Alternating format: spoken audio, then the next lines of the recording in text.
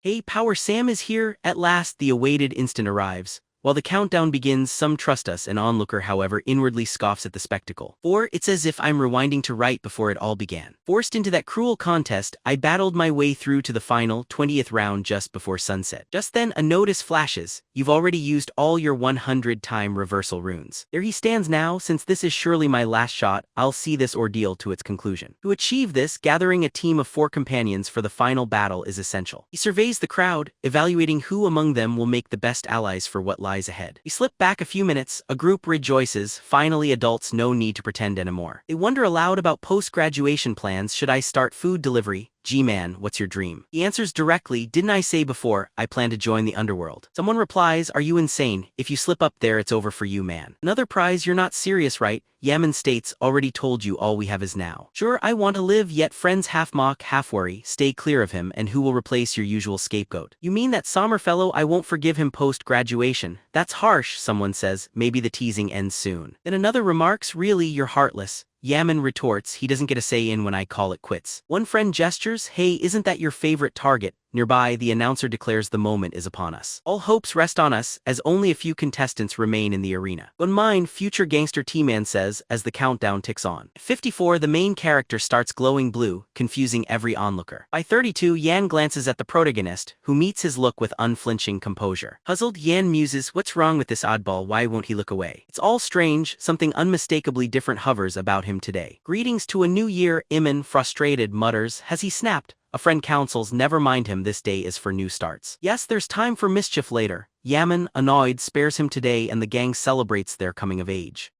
Happy New Year, all May hopes and wishes blossom for each of you. Suddenly a voice remarks, humans are funny, welcoming the new year unaware of their fate. Yammon glances at his friends and asks, what did you say? One confused friend swears he said nothing. They realize another heard it too, and then an angel suddenly appears, saying, you all lost and stunned resemble monkeys caged. Someone responds, is that really an angel? Maybe this is just some New Year show. Astonished by her beauty, they whisper about her radiance and the protagonist muses, so she's here at last. Though it has happened 99 times, seeing her face still grates on my nerves. The angel gives a cold smile and declares humans pitiful, warning them not to approach or expect kindness from her. I know you hear me, just as your stunned faces and reactions confirm it. Someone calls out, impatiently asking, what do you want from us? Are you in costume pretending to be an angel? Why call us worms? The protagonist anticipates the angel's next move, familiar with her. The angel looks at him with utter contempt and mutters, how bothersome. Suddenly the man's head bursts apart. Horror spreads and the people flee in panic, their minds clouded with fear and confusion. A would-be gangster yells, what is this madness? The angel replies, how dare such lesser mortals address me, a higher being? You lack the right to question me or act as equals, unless you wish to end up like that unfortunate soul. Clearly you are confused. How could such insignificant lives grasp what unfolds before you? Let me clarify matters simply, so pay attention. The protagonist sighs at hearing this rundown yet again. Then the angel begins, every first of the month for 20 rounds, humans are taken to another world with just one goal, completion. You must finish the mission assigned. Success means returning with a reward, someone whispers, if we manage this maybe we'll be spared. She warns, some may hope survival awaits upon completion, but not every survivor leaves by finishing their mission. Only half of those who succeed will be allowed to return alive. Still, don't fear, you won't all be chosen. The shocked group falls silent at this chilling revelation, as the angel goes on. Only those aged between 15 and 29 across the globe will go. The well-worn protagonist thinks, I never imagined repeating this cycle so many times. A man past 29 breathes easier, I'm finally out. A youth's friend pulls him close, you're only glad for surviving. We could be taken out right here. Yammon, anxious for his friend, says, do you see what's happening? Didn't you notice that man's head burst? The angel adds, seems we'll have about 1.8 billion contenders. Now that my explanation is over, let's commence the game. Their souls drift into emptiness as the angel continues to speak. You are now in a place where you're invisible to one another. Before we begin, design a spiritual form. Picture this as creating something uniquely your own. So tread carefully, the hero muses, I'll stick to my usual choices. He dubs himself Black Scythe, then appears on a barren plain looking sharp and confident. He ponders that this has been his look 100 times over. I've kept this appearance ever since my 12th try. To me, it feels as natural as my true self. The others complete their looks too, gazing around, all seemingly choosing appealing forms. The protagonist thinks, as ever, everyone aims to look striking, but wisdom says the opposite. This is a realm of survival, standing out is peril, defeat here means defeat elsewhere. He sighs, might as well accept it. Soon, he spots Yammon owning a muscular form as always. The angel returns to the scene. From my view, you seem content with your avatars, but I enjoy watching mortals in true dread. Let's review 1-800-000-000 total participants.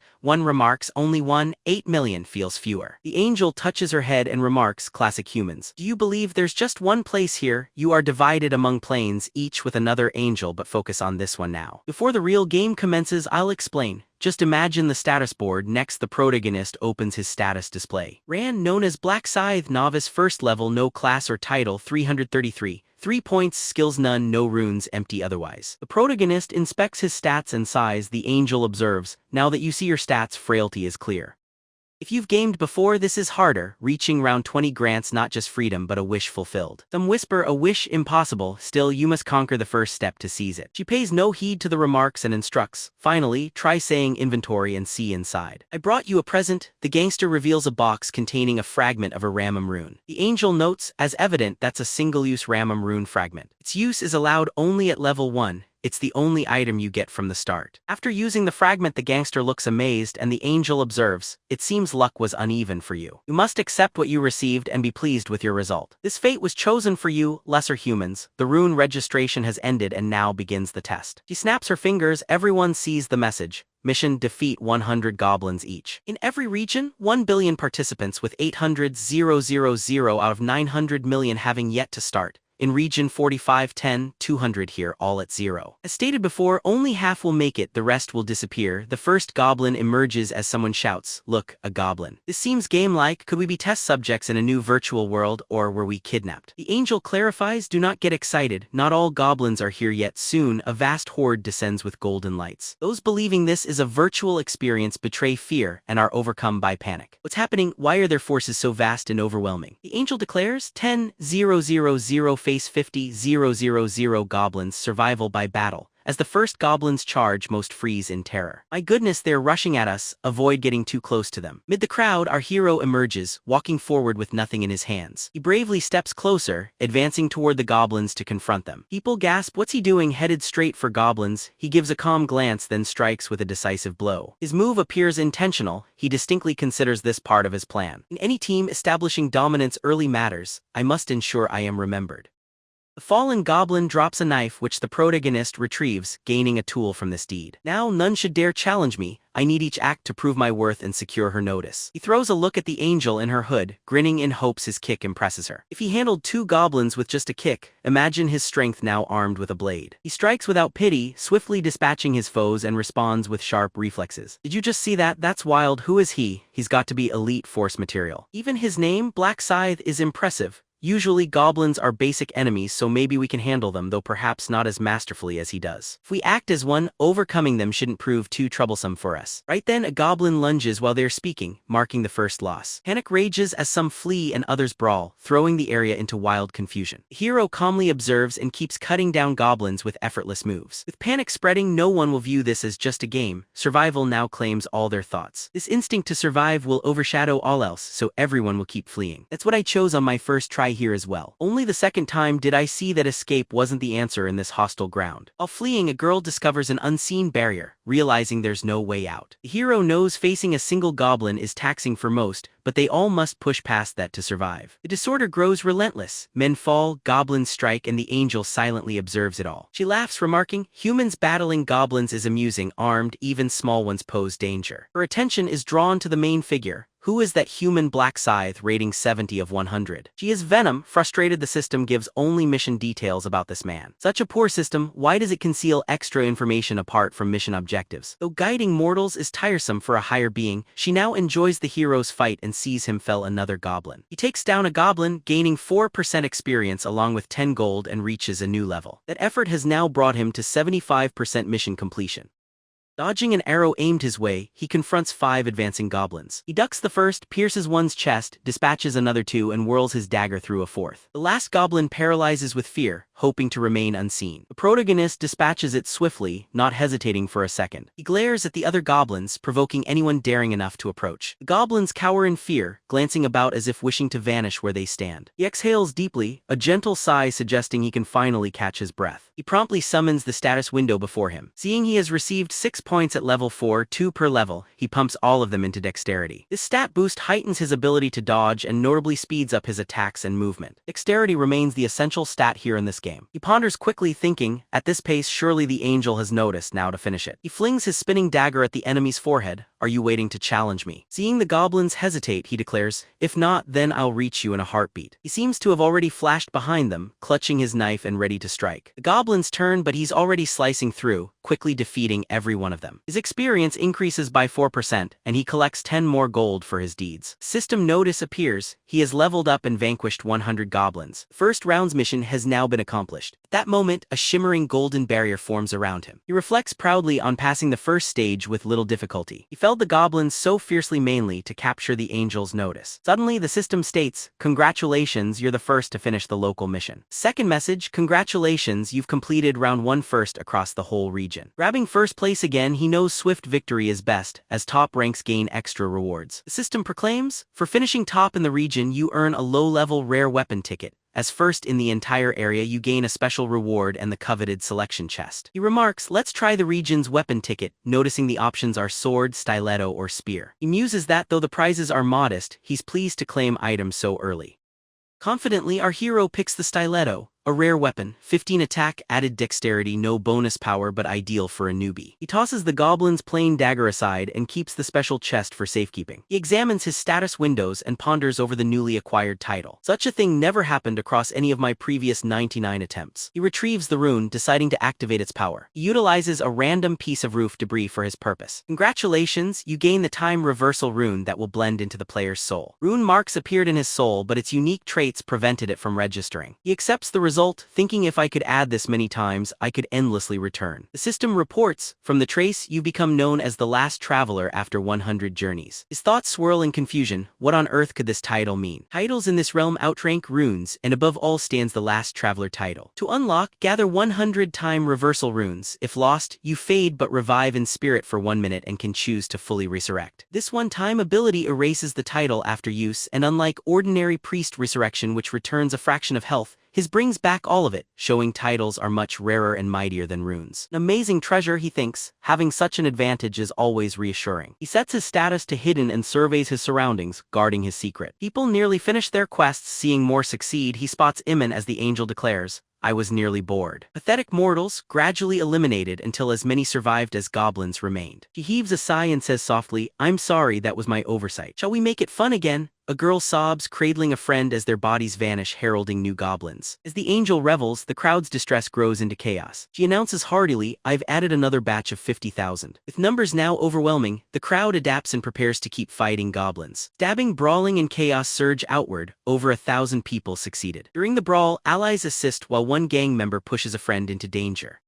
Now 129 are done, all the while he stands back quietly and observes it all. An unhinged figure presses his bloodied hand to the barrier, likely witnessing a friend's end. Out of 533 survivors, the angel delights in the moment as the hero quietly watches her. In the end, 143 managed to reach the goal and finish the challenge. Those who lagged behind, still unfinished, anxiously asked about the whereabouts of goblins. The angel provided them with the awaited answer. I warned you, only half would succeed. Since it's over now, the rest shall be removed. The rules had to be followed, so fear gripped the group as they pleaded for just one more goblin. With a playful smile, she replied, why the sorrow? Celebrate survival. In any case, you're dismissed. She congratulated them for advancing, and as she displayed the results, the protagonist led with 10 minutes, followed by someone called Stupid Idiots at 16 and Heavenly Demon at 17. He topped both local and global rankings, getting 1,000 gold as a bonus for shopping in the game. All eyes turned to him and he mused, seems my first place achievement is now public knowledge. The angel exclaimed in shock, I can hardly believe it. She spoke, the overall leader belongs to my region. What a shock, Black Scythe. Curious, she asked, how did you grow so formidable? Did you use a rune?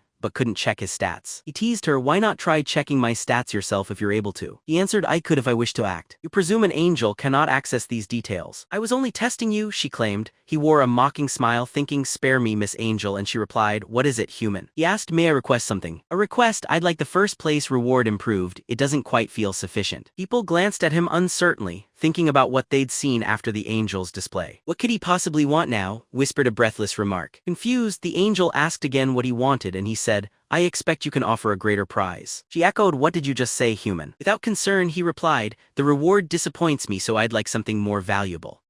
The angel cast a furious gaze at him, incredulous this mortal dared requests after such trifles. She scoffed inwardly, wishing to smite him, but recalled her one-time power was already spent. Still, this conceited human shouldn't think I'm unable to deal with him another way. She plotted her next move and faced the protagonist. You desire a finer reward, is that it? Though she typically would have rejected this outright, she decided they'd discuss it alone in private. She asked the others to wait, leaving them in disbelief as they witnessed the scene unfold. Is she actually rewarding him further? Has he persuaded her somehow? Maybe if I protest as well. As she held everyone elsewhere, jealousy surfaced, but Youngman was unperturbed by any of it. The protagonist with the angel strolled quietly together beneath the forest's leafy canopy. She queried curiously, why do you keep your distance and not walk beside me? She added, don't make me keep twisting around, and he retorted sharply about insolent humans. She lamented, saying humans were driven by greed and neglected what others shared. How could anything change for his type? It was the system's rule and she would not break it for him. He should just accept what he was given, as fate has punishment for those with excessive wants soon. She resolved to eliminate him, though she acknowledged things still might not go as intended. If she erased the frontrunner for her own motives, sans unique power, others might doubt fairness. Such doubts could incite consequences, so she lured him to a secluded spot hidden from prying eyes. If only this stubborn soul had stayed quiet, she thought, then said aloud, so tell me your wish. She straightened to ask, which reward do you want? He answered with a blow to her face, a bold strike that left the angel reeling backwards. She staggered at the shock. A mortal actually dared lay hands on her. Stunned, she exclaimed in pain, but tried desperately to regain composure. Yet the protagonist disappeared, suddenly behind her, wrenching one wing with ruthless force. No escape for you, he declared, tearing the second wing as she whimpered from the pain. There's no means to flee now, he coldly confirmed as her freedom vanished. Pain lingers, doesn't it? She admits it, and he fires back. If roles switched, you'd needle me, shamelessly laughing. Confused, she asks, are you out of your mind? What is it that you're saying? He accuses, you'd silence me with your hidden blade beneath your wing, would you not? Knowing he accuses, but she insists innocence, claiming eliminating him was never her intention. He sees no sense in lying, eyes reading hers. I know, angel, this is your burial. Surprised, she wonders how he knows her name, then asks why he's holding a weapon. He toys, aren't you aware? Her temper rises and she threatens to destroy him on a whim. With sarcasm, he says, remember, you've lost your power. Realizing this, she fears trouble. She warns, promising that her companions would not tolerate any harm he causes her. He laughs cynically, allies, angels care only for themselves, showing no concern for others. He doubts anyone will help her and ignores her pleas, promising gain while she warns he'll regret it. She warns he'll lose his return home, but he assures her he'll be returned. She tries to barter for her life, but he dismisses it coldly. He would simply extract from her all he wanted, her origins, nature, her role, and her masquerade. Despite her plea, the protagonist does not hesitate and fatally strikes the angel's heart. Defeated, the angel falls. The system declares that an angel has now been vanquished. As the first to fell an angel, he earns the title First Angel Slayer and receives angel's blood. He remarks he reached first place as planned, gaining the slaughter rune now bonded to his soul. He recalls learning he'd get double stats versus sacred monsters, knowing this from his 13th attempt. Since only one player can earn it, the rune lifts his stats by 1% per defeated foe, up to 100%. The effect lasts only one round and he ponders its rarity, expecting others to be shocked he owns it. Above all, the real goal was Angel's Blood, a unique item that lets its owner become a Reaper. This item, obtainable only by the first to defeat an angel, is usable starting from level 10. Every player can select a class at level 10, with 30 in total. Class switching is easy. Obtaining a class change item is easy, just hunt creatures or fulfill straightforward conditions. Yet at times, changing to an exclusive class is possible, awarded solely to one player in rare situations. It's easy to tell unique classes from ordinary ones, for their stats, runes, and builds far surpass all others. The protagonist then declares, it's time I receive my reward for finishing first in all regions. He is shown the upcoming auctions. One reward is a special experience skill tripling his gains, active during round 2 only. Another reward offers 2,000 gold coins. Another is round 2 information, but since rushing to level 10 matters most for class change, he values experience most. Naturally, the experience boost with threefold benefit in round 2 is the clear favorite. When given the bonus, he says, this is my final shot, I'll rise to the greatest no matter what. Thus the first round concludes. The gangster awakens at the New Year celebration site and immediately begins to speak. He notes, so this is the sound of the New Year's bell. He wonders what went on here. Did everyone else faint as I did? Few people begin stirring, remarking that they had an unusually strange dream. A glance at the clock shows it's 5:20 a.m. The dream's time matched reality and all wake with headaches. He says, you're awake, so Yammon, did you also collapse? Yammon answers saying, not just me, everyone everyone seems to have fainted. He adds, "It appears we all went under together. Does anyone else remember a strange dream?" A friend asks if Yammon had the dream, and with uncertainty he answers he isn't sure it was a dream, so maybe all was real and all Goblins round and the rest will repeat next month. Abruptly they notice one person is still unresponsive. Why isn't this one getting up? Feeling the body, they find it cold and with worry realize he isn't breathing. No pulse is detected. Could he have perished for not enduring the game? Are all those still asleep now corpses? Unbelievable. Only about half survived. Will the next time be alike? The gangster speaks with a chilling cheerfulness. Whether someone was born rich or poor, their odds of surviving are exactly alike. So now, there's no reason left to grumble about the injustices of fate. Remain composed, you inept souls. Our goal is to endure, so why does worry consume you? Someone exclaims anxiously. It's frankly unjust to be eliminated without a real chance to resist.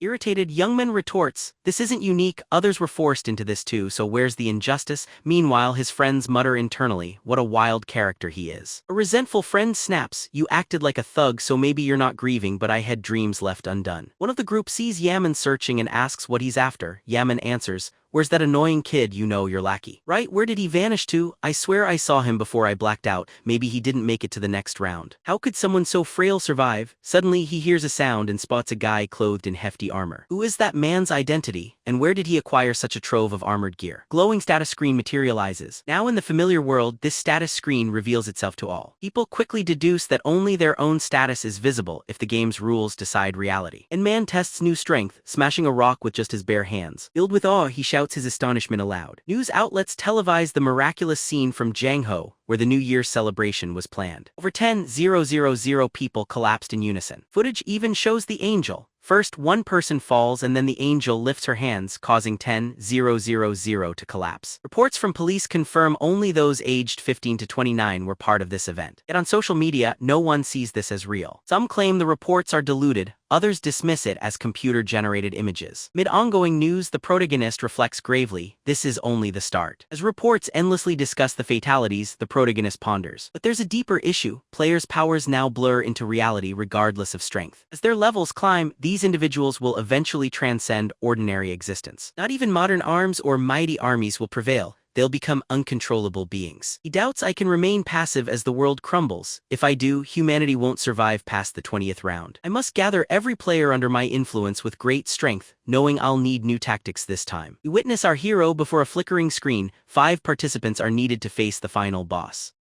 I've already considered skilled recruits and my approach to them, but the time for action hasn't come. Right now, something far more vital takes priority. Returning home, he finds his younger brother dining on instant noodles. He quietly peeks into the bedroom and watches him resting peacefully. Even before his brother's return, he can drift into deep slumber. R1, my younger brother, prepares to enter his last year of high school. Everything was normal until a tragic car crash claimed our parents. Overnight, my role shifted. I became both guardian and sole confidant for my sibling. He adjusts the bandage on his younger sibling's hand before waking him. He flips on the lamp and gently urges, "It's time to get up." Morning has arrived, though the boy grumbles. It's barely dawn at 6 a.m. There's no room for extra sleep, not today. Wait, what's happening? I'll explain soon, just put your clothes on quickly. We're heading out now, don't ask if it's for the sunrise, this is no moment for rest, so listen up. Things are falling apart, though you believed we'd see the New Year festivities. What is it? Author's words, just get dressed and I'll reveal everything. As they traverse the city, the younger glances at his brother's grave face, wondering what could be wrong. What could explain this? Author's words, you can't imagine what is truly unfolding in KU. His brother snaps, why would you say that? Are you trying to frighten me? Did something occur overnight? Just look at the latest news. The brother sees his phone and freezes, stunned. Did an angel really whisk humans to another realm? The protagonist clarifies, to be exact, only their spirits were taken. He nods, yes, only after I defeated 100 goblins could I survive, and that's how I returned, leaving his brother utterly shocked. Is that really so? Did you get injured? Forget about me, I can't help but fret for you, brother. Moment from the funeral lingers, the lead reflects somberly, so this is what family means. Now my sole companion is my weeping brother, all I have left in this world. To fill the emptiness my parents left behind, I am certain of what must be done. I should find inner strength, but mental fortitude and facing 100 monsters differ greatly. The younger sibling senses his own fragile side surfacing within him.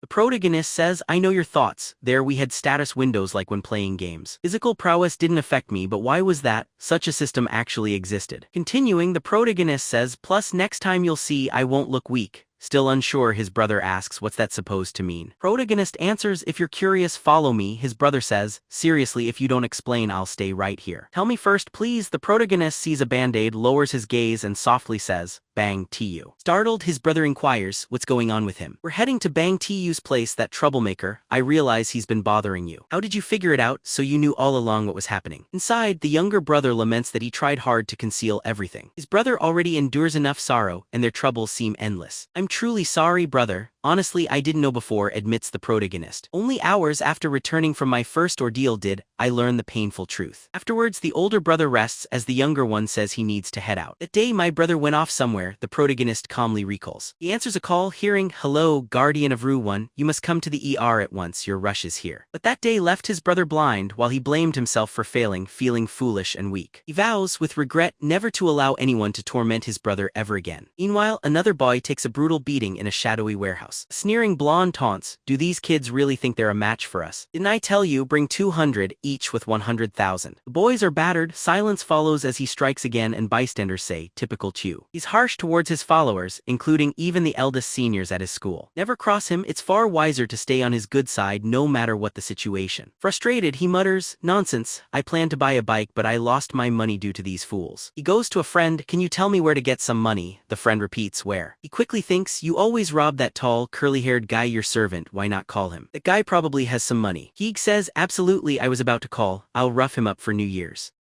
I'll keep robbing him for every coin," though suddenly he hesitates. But if he's almost homeless, what cash could he actually have for me? Even with a beating, his home is still just a ruin, one friend adds, "Seriously, man." He responds, "Yeah, that guy only has his brother, no family besides him left." Noticing his friend's anxiety, one asks softly, "Is something wrong?" Chu glares at Ryan's brother and says, "What's with him?" When the brothers appear, Chu smirks, "Well, look who's finally here. Not the devil, but an annoyance. Rune, you troublemaker." Rune quickly apologizes and holds his brother. He demands, "Who is that guy anyway? Just seeing his face irritates me." Suddenly, he notices someone else is standing with them. "And who's this girl? Got yourself another helper because silence scares you now." Rune is too frightened to speak. Stepping up for Rune's brother, the protagonist stands tall and Taekyu mocks, "Big brother now, huh?" He sneers, "Thought you were told to stay quiet, now you'll pay and your brother's caught up too." He signals his henchmen, "Go after them." The group advances. What a wild world this is. This bold kid wants to fight. Taekyu, they trained R1. "Is your brother skilled in combat?" Taunts one as he mocks the protagonist for her size, jeering if she intends to fight. Quick as lightning, she struck him to the ground, leaving another to cry in shock. What just happened? Did this punk really dodge? Challenges someone else, but he's sent flying by a swift punch as well. Calling the protagonist brave, yet still, another charges only to be outmaneuvered and pummeled. All collapse, shivering on the floor, overcome with fear and uncertain how to react. Even furious and frustrated, Taekyu stands there, cursing at his useless crew. With a sneer, he mocks their brother, "Think you're tough just cause you boxed a little, huh?" Mocking still, he claims the protagonist must feel special for mastering simple boxing. He boasts about strength, but the hero replies coolly, "Ever follow the news these days?" Taekyu barks back in annoyance, "What news are you talking about?" "What news, idiot?" He tries striking again, but each punch misses as Taekyu fades with dizziness. Stunned, he wonders aloud why not even a single blow seems to land on his foe. "If you read the news, you'd have known not to fight a player like me," says the protagonist before landing a blow that knocks Taekyu's jaw out of place.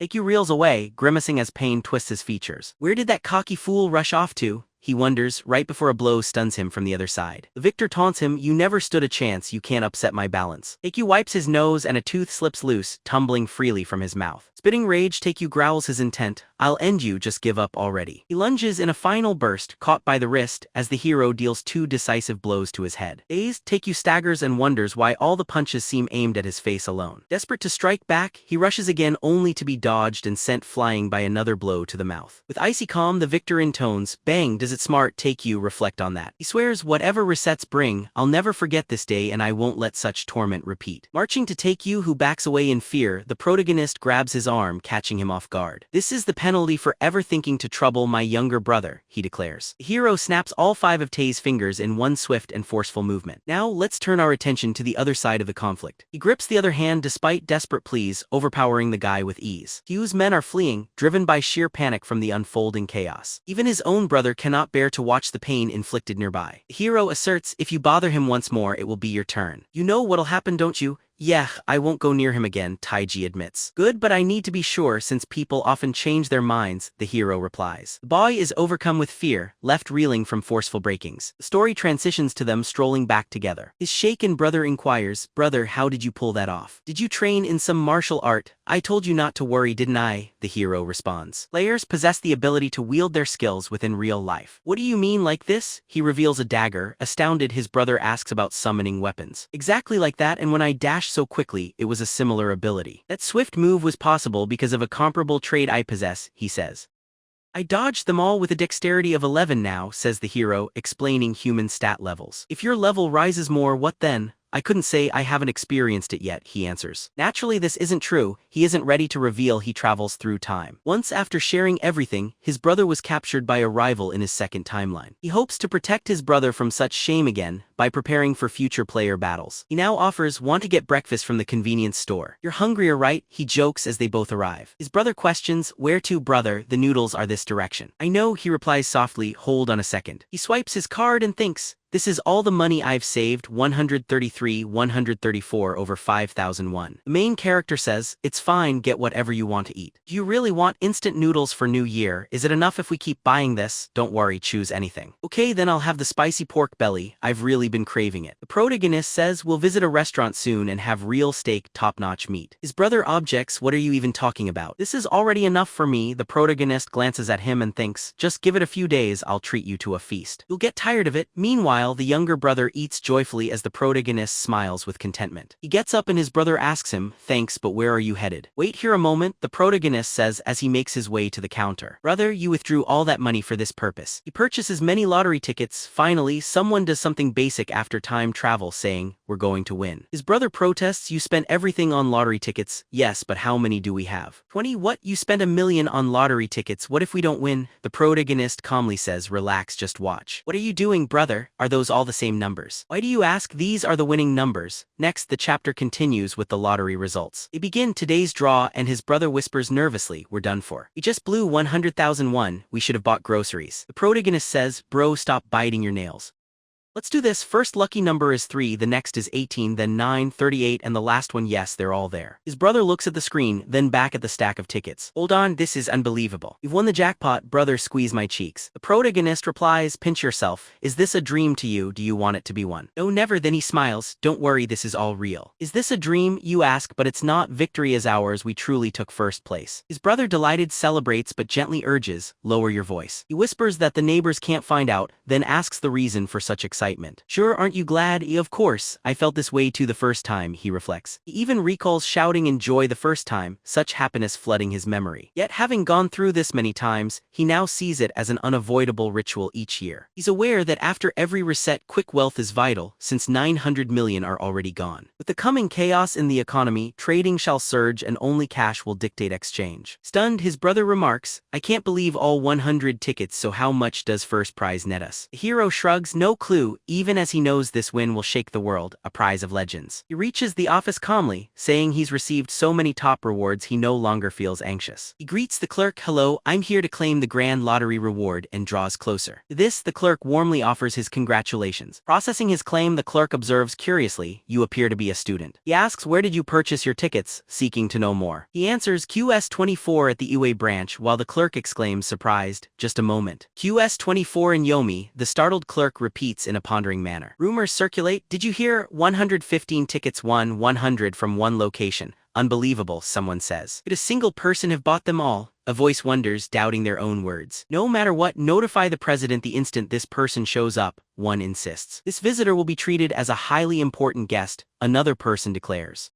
Sensing distraction, the hero says, "Excuse me," and the clerk says, "Please wait," apologetically. He waits, then soon the president arrives to meet him personally. "Thank you for waiting. I am the president of Unwi Bank," the official introduces himself. After their introduction, the president marvels, "So you're the winner, my congratulations to you." The lead character says, "Thank you, shall we find a more peaceful spot to talk?" "Follow me please." The protagonist is led to the ticket check room. The secretary notices them and wonders about the president's companion. Is that his son? At this, the president presents him to her. He's an honorary honored guest here to receive his prize, do make him feel at ease. The secretary thinks, a top guest, could this be the one with 100 tickets? The president allows him to proceed and the protagonist thanks him as she composes herself. Calming herself, she greets him and offers a range of beverages. With an array available, the protagonist declines. She goes on, did you bring your tickets, sir? He presents 20 tickets, each holding 5 chances. Upon checking, she thinks in awe. He truly bought them all using a single set of numbers. You predict the future? Soon she verifies each ticket and confirms his 100 first prizes. He inquires about his winnings and she informs him. Together, you will get about 22 billion won. However, with taxes deducted, the remaining sum is roughly 15 billion won. He reflects, things unfolded so swiftly that, after receiving my reward, I first secured a new home for us. Afterward, I created an investment account, placing all my funds in Bitcoin, betting on its expected 500% rise next month. He then asks his brother's opinion of their home, and his delighted brother replies that it's the biggest house he's ever known. He marvels at how lavish it is. The protagonist says it was the best spot for immediate occupancy, prompting his brother to ask why not buy instead of rent. With such a fortune, wouldn't buying be wise? The protagonist answers that he only kept 1 billion won for rent and the rest has been invested in Bitcoin. Everything else went into Bitcoin, shocking his brother, who is assured the move was well considered. Plus, more winnings may come, for he's dreamt of 4 sets of lucky numbers.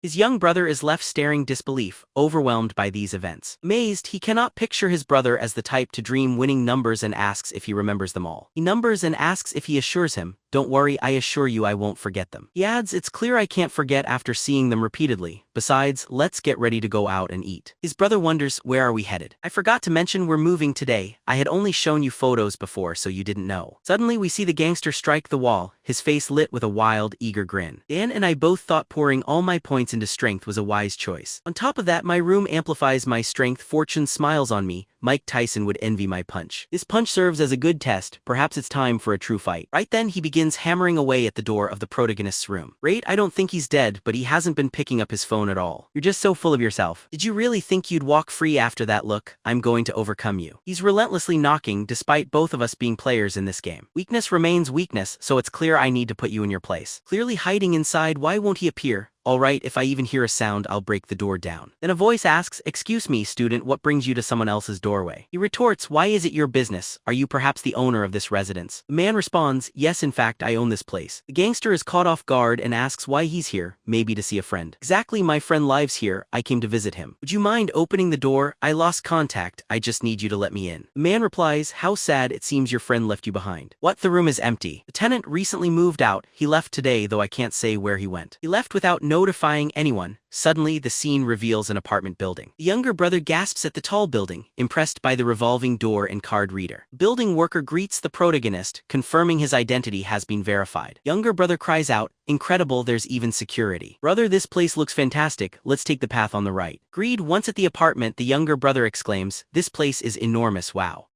Almost 330 square meters. Wow, that's a massive apartment size, my friend. 330 seems huge for only us two, but the protagonist assures, we have enough funds for it. This size was essential, right? His brother wonders, what's the rent? 500 up front, 22 monthly. This is wild. The younger brother is shocked. 22 million rent? Not long ago, I stressed over food prices. He objects, brother, it's too pricey, can't we live somewhere cheaper? But the protagonist is indifferent. No, we require this expenditure. The pricier, the safer, he reasons from within. Every first of the month, players sleep until game return, vulnerable to disasters or threats from others. When it's time to cross worlds, players must be somewhere absolutely secure. It won't matter how strong you are elsewhere if you lose your life here. The protagonist asks, does the apartment suit your taste? His brother replies, of course I love it, that was never in question. I'm glad you approve. The younger, guilt-filled mumbles, forgive me, brother. The protagonist wonders, what's making you anxious about the other world? Think I'll have to fight once more when the new month comes, yet now I'm just relaxing. I was oblivious, sorry. The main character pats his shoulder, why the long face? You think I'll fail next time? Quit worrying and let's grab food. I heard there's an excellent Korean eatery on the building's second floor. The protagonist checks his phone, he noticed my move, but I'll just let that be for now. He likely won't meet him in real life, though maybe in the other world. The next morning sees the protagonist opening his eyes. He spots his brother leaving and inquires, heading somewhere. His brother says, you're awake, I ordered rice cakes. I'm off to fetch them. Protagonist reflects, rice cakes. I can't recall this event ever occurring in previous resets. Events aren't bound to repeat. but this is the first instance of him delivering rice cakes. He questions the reason for buying them, and his brother says they're for the new neighbors to make a good impression. The protagonist agrees it's wise to greet neighbors. The brother then says he's off to fetch them. The brother says to rest if you want, but the protagonist declines and joins him instead. They ring the bell and when asked, say they recently moved in and came to greet them.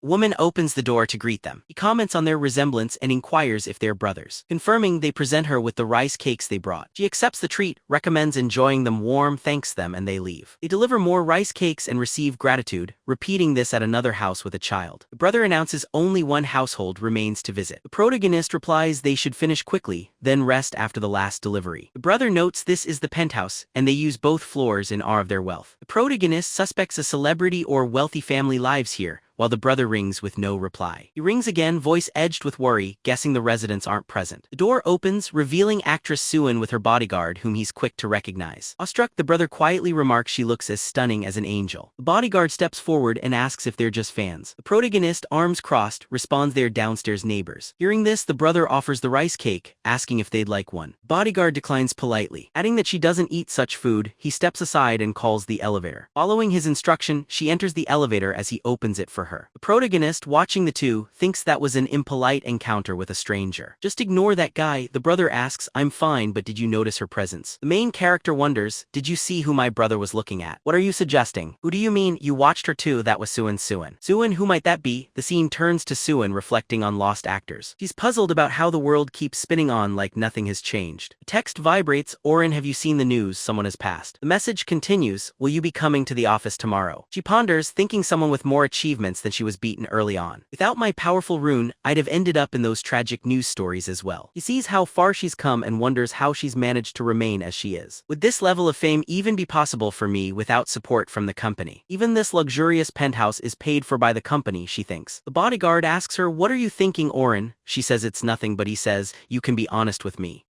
She says, I just wonder how things ended this way and if I'll last the next round. Is that what's been occupying your thoughts? He tells her not to stress over what's coming because he'll be there so she can just trust him. She silently admits, truly, who else would I count on but him? Her memories surface. When the company assigned him as her manager and guard, she'd been wary, suspecting they meant to spy on her. But recalling how he destroyed the goblins, she knows she'd have lost everything around one if not for him. He reassured her, I'll always protect you, don't lose hope. She replied, thanks, but what about those 2 rice cakes upstairs? She thinks they look delicious, but he warns her, if you eat those, you might put on weight. She replies, still, our neighbors greeted us so kindly, wouldn't it hurt their feelings? He brushes it off, forget it, they were just polite. He insists it's nothing special, they want something and if encouraged, they'll keep seeking favors. But she thought they didn't seem like the type to behave that way after all. Then she said, come to think of it, our NE looked older than 15. He slew 100 goblins yet survived. The bodyguard answered, I think so. She remarked, it's amazing how he handled that so calmly, but the bodyguard asked if clearing 100 goblins was really difficult. Only someone foolish wouldn't succeed. She realized her success was luck fitting that world, but still she lacked the black scythe skill. He nearly made me feel bad for the goblins. He surely holds some job in our world. I wonder about his occupation. I could likely survive this next time if besides someone skilled. I only lived by chance. Will I last next time? Tuesday, January 31 at 11 a.m. He arrives home and his brother greets him. Won again. It seemed the main character struck fortune once more, this time gaining 15 billion. His brother asked in surprise, did the bank say anything about this? This is the 4th win. The bank's president, intrigued, remarked, it's you again, my fortunate client. What's your trick? The main character said, as before, I told you last time. I got a divine sign in my dreams. The president smiled wistfully, I wish those dreams came to me. His brother wondered, so did you invest it all in Bitcoin?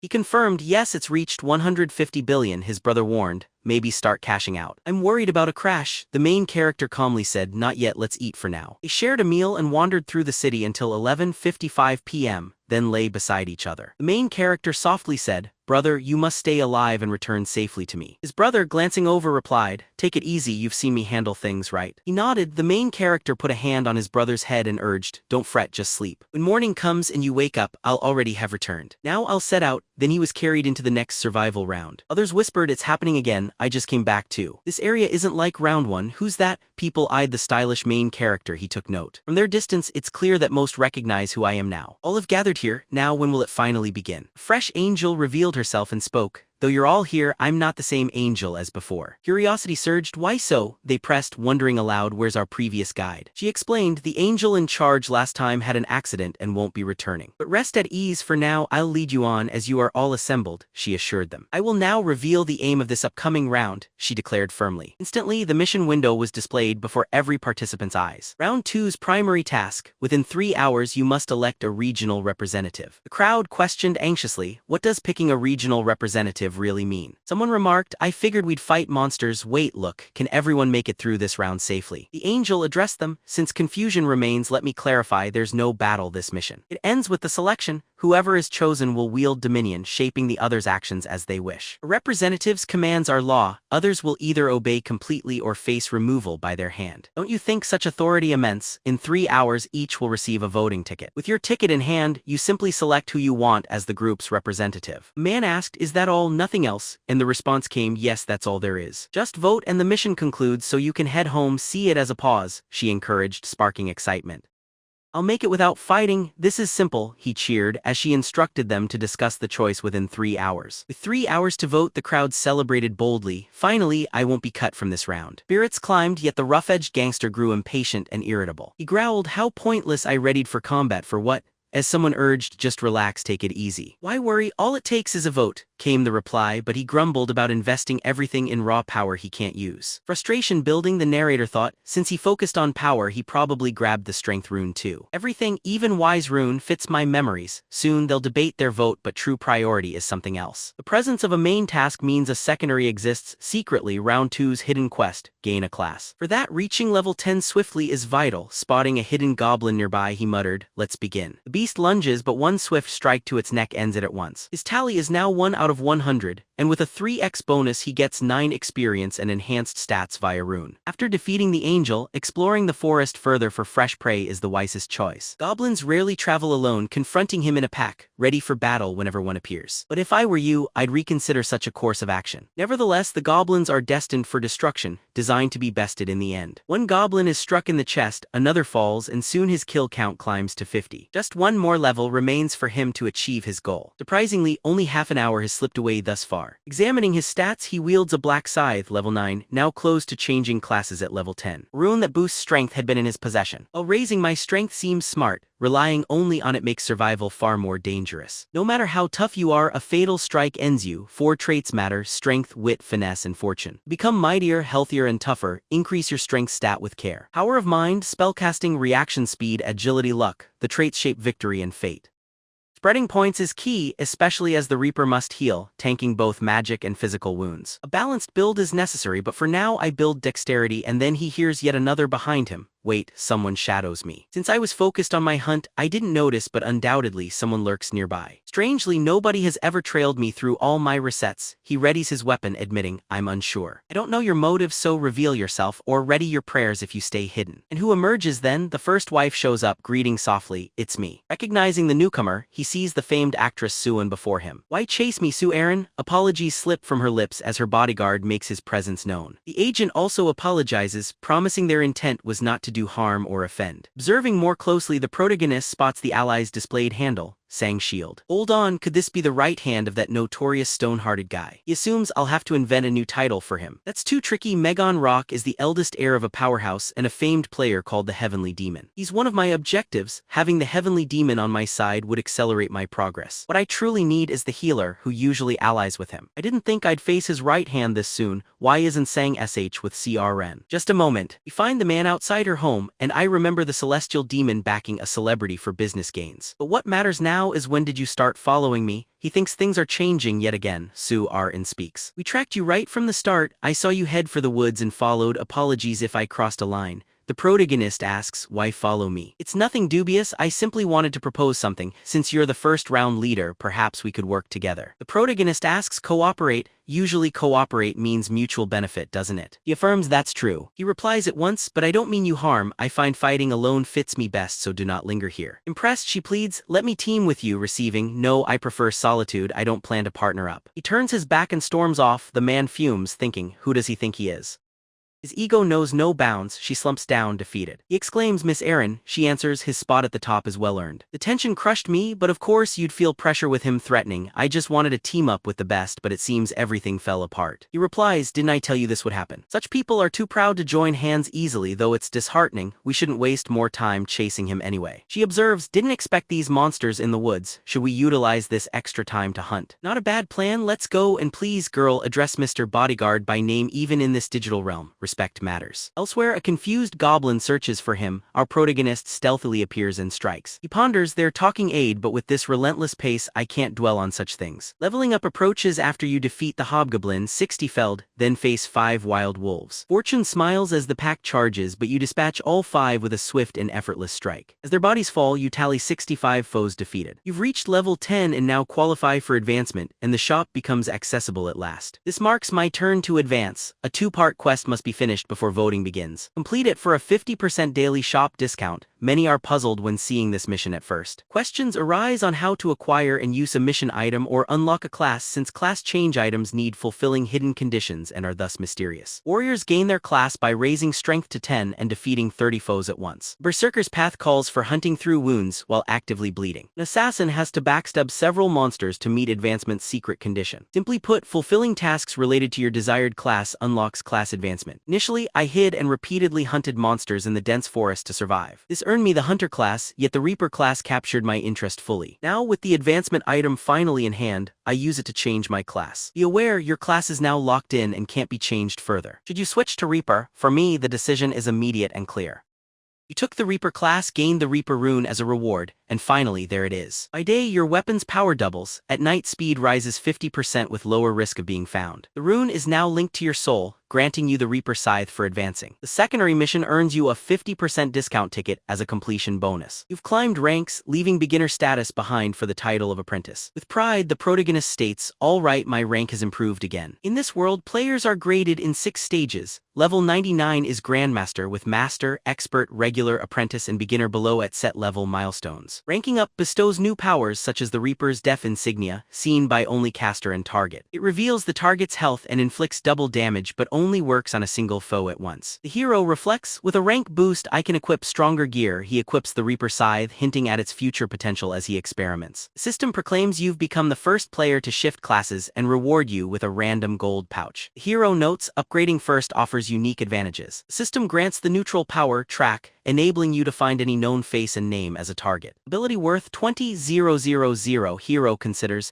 "Is this worth using?" He tries track on a recognized target, revealing its position. Wise position located, 190 meters away. To locate the target, simply follow the marker ahead. The hero remarks, 190 meters means he's entered the forest as well. Last time he was 2 kilometers away, now time to check. Scene shifts to Sue Aaron and her bodyguard escaping. She collapses, "I can't go further, my leg just won't move." The bodyguard urges her, "Keep running, Orin, or we'll be caught." Though in pain she stands, the burn caused by the arrowhead is ablaze. He reassures, "It may be only in-game harm, survive here and you'll be fine once home." She replies, "I'll endure," but a voice interrupts, "Where do you believe you're headed?" Turning, they spot Yammon awaiting them. He sneers, "Seems last time I went too easy on you." The bodyguard mutters, frustrated. "We've been captured because of her." Bodyguard thinks. Resigning, he prepares for a confrontation.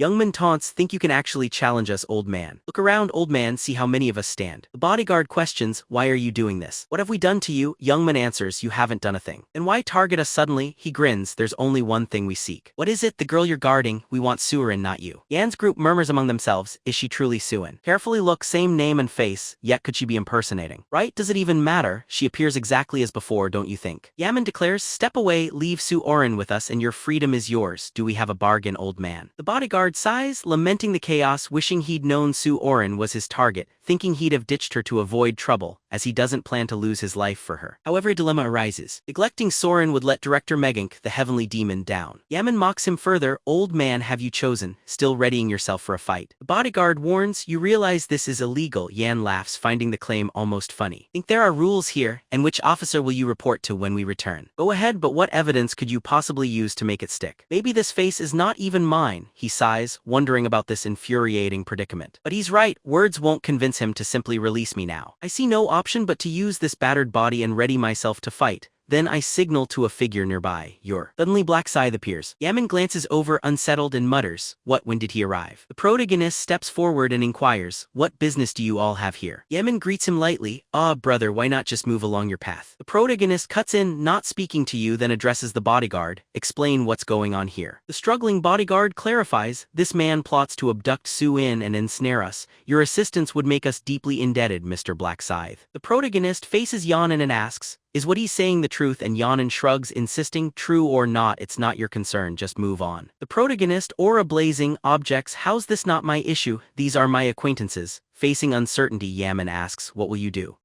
The protagonist swiftly wields his scythe, declaring, "I cannot leave an injured soul behind." The thug grows vexed. Sue-in feels safer. The bodyguard expresses thanks and the protagonist muses, "The situation matters for his own sake. By aiding here, I'll gain the celestial demon's favor, and a future return gesture from such a power could open monumental opportunities for me. Besides these bumbling fools, why and those like them never struck me as admirable. So what's your next move, man? Take another step and you'll be sorry," he warns. The hero retorts, "What's wrong now? You don't want to fight, do you?" Yan sneers internally, "What arrogance, what is he trying? He destroyed those goblins effortlessly and ranked first last round. Do I really need to face such a powerhouse?" The hero digs his scythe into the earth. "Just be straight with me if you fear this," says the hero. Yammon asks, "Will honesty let me go?" The hero muses, "Maybe I'll consider it. You only need to kneel and start pleading for your life." "Yam and smoke," he taunts. "He wants me to shame myself before CN and our group. I wish to avoid fighting, but this makes me boil with anger. But wait, I remind myself that I can break a wall with my strength. Fate is with me." Perhaps a punch sends the Black Scythe wielder flying. He yells, "Enough, you cross the line. If I beg, want me to kneel down too." Aiming for elimination, he thinks, planning to approach and strike right at his face. Not even he would withstand a blow, able to shatter a stone wall, right? The hero holsters his scythe and Yammon exclaims, "Wait, why are you putting it aside?" The hero answers, "Wouldn't using weapons be unfair if you came with empty hands? Victory so simple wouldn't be exciting." Yammon snaps, "That's absurd." And then the hero vanishes and appears right before him. "You fool, you lay aside your weapon and reveal your unguarded face." Yammon swings at the hero, but he evades and counters with a kick to Yammon's gut, hurling him. Yammon hits the ground hard, defeated and groaning. With a smirk, the hero warns, "If you keep cursing, my ears might suffer." He pounds Yan's mouth, grabs his collar and showers relentless blows onto his face. Yongan thinks that strike is more like a hammer raging than just a punch.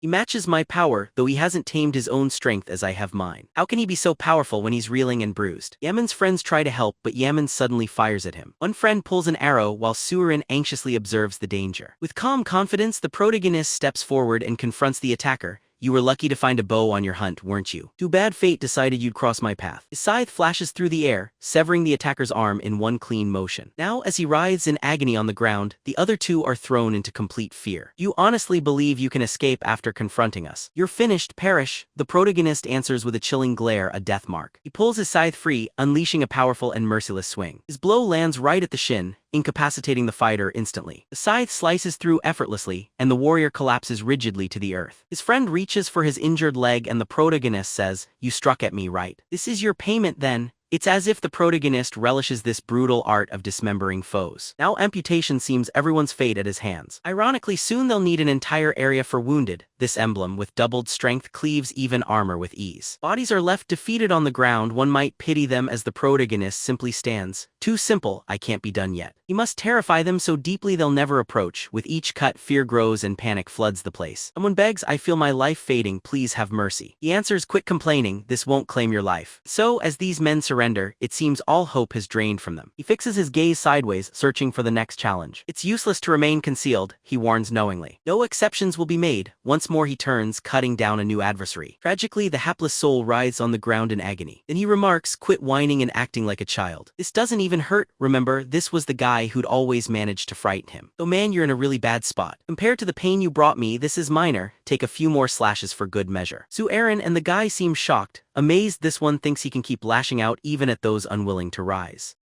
The bodyguard is another cold-blooded presence nearby. This may seem heartless to some, but the wildness of this dark scythe is captivating. He clearly challenges everyone, president included, and after the beating asks, "Any thoughts now?" "Yeah, all thanks to you, so you don't need to worry they'll bother you again. As you see, they won't even be able to stand, so you'd best just go and vote both of them off. Give thanks to the black scythe," and then she wonders, if this keeps up, won't they just end up dead? He responds, "And if they do die, they're not really above beasts anyway." The main character glances her way, thinking she's still too gentle for all this. "Why be bothered about the fates of such rotten people? Does she see herself as some sort of savior or just chasing a charity reputation? The bodyguard asks, Black Scythe, may I speak? I hope you don't mind, but he inquires, why did you finish them? In this place, ending them wouldn't be wrong. The men can hardly believe the situation could actually turn out even worse for them. The main character explains why he spared him, thinking this one acts just like a demon's deputy. His answer, it's simple, I gain nothing by killing, yet if left alone they could always return and stir trouble later. He meets the man's gaze and remarks simply, trouble. You really think these fools would give me grief? Besides, thinning out the crowd means fewer finishers next time. The man admits you've got a strong argument. When fewer fight on, fewer can be saved. He's already considering such factors. The way he grasps this whole game surpasses anyone. He really is astonishing. Then he concedes, understood, we'll disregard this problem, and the protagonist replies, I'm heading out now. The young man says, hang on, Black Scythe, share a bank account and I'll repay you in real life. Let it go, he's already on his way out. The guy thinks, strange that he would turn down a reward after rescuing us. I must inform the president at once. Although it'd be easier to remove this person now, since Black Scythe warned it benefits me none, I'll let it be. He spits into the man's face. The man asks in surprise, what was that about? That was absolutely humiliating. Let's go, Orangean, he mutters. Let's move forward. Everyone's gathered at the voting place. Please cast your votes for me.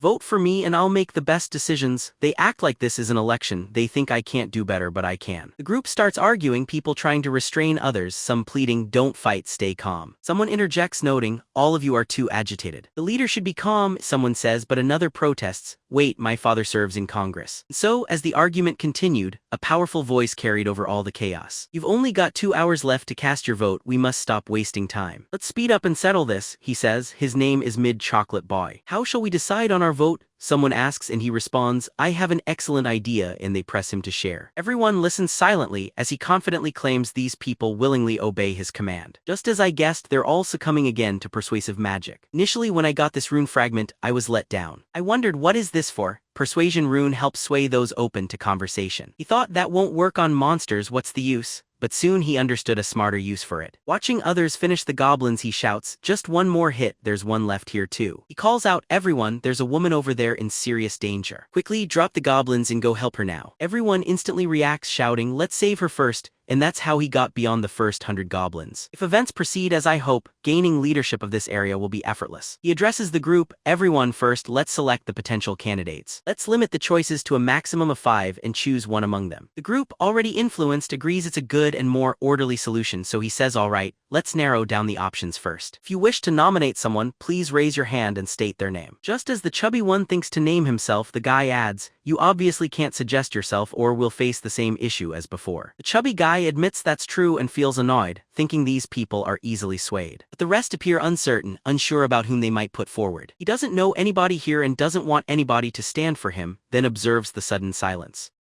At this point, only notable ones might get nominated. Then a guy recommends Mint Chocolate Boy from the back. Feeling pleased inside, he confirms me. Another answers, yes, you'd make a great leader with logical skills and good management, right everyone? Everyone agrees, and he secretly counts another naive supporter gained. He thanks them genuinely, then someone else rises, I'd like to suggest Black Scythe. He notes it's natural to choose last round's winner, and yet another nominates the runner-up. Life is like a documentary, so the third right hand of Black Dragon gets nominated too. Now we already have 4 candidates, and since there's no more, let's proceed with these 4. Before voting, he asks if anyone wants to speak, convinced winning over the others will be simple. Then a nearby man cuts in, telling them to stop the pointless talk. He turns and sees the second-ranked guy who declares, I can't stand your hollow words any longer. Surprised, he asks, what do you mean? He responds, so Mint Chocolate Kid, you must think everything here is easy for you. People here obey your commands with just a few phrases. He wonders what this could hint at, suspecting the man doesn't know his tricks and believes the topic is unrelated. The second rank steps forward, you're meddling, who are you to pick a representative, some agitator. He responds, you've gone far enough, they say speech mirrors character, must you show so much anger? Mint Chocolate thinks it might just work. But the man snaps, how dare you, are you honestly trying to teach me a lesson? You want to risk getting removed, don't you? Wait, why isn't my power affecting him? There's just no way. He scans the crowd, muttering bitterly, you group of scoundrels. Don't vote for anyone else, he threatens, choose me or I'll ruin you. Mint Chocolate is present. This man is truly awkward. Does he really expect anyone to listen to threats like that? Stop making a fool of yourself and vanish. After hearing this and a pause, he's seized by the throat. Wait, one more thing, my friend, stay standing, don't let your ring touch the ground. He warns, didn't I say I'd take you out if you dared to cross me? The unfortunate man falls while he announces, if you don't support me, you'll share his fate. Crowd is frozen with fear and horror. People realize he's dangerous, a true killer, but he merely replies, and what of it?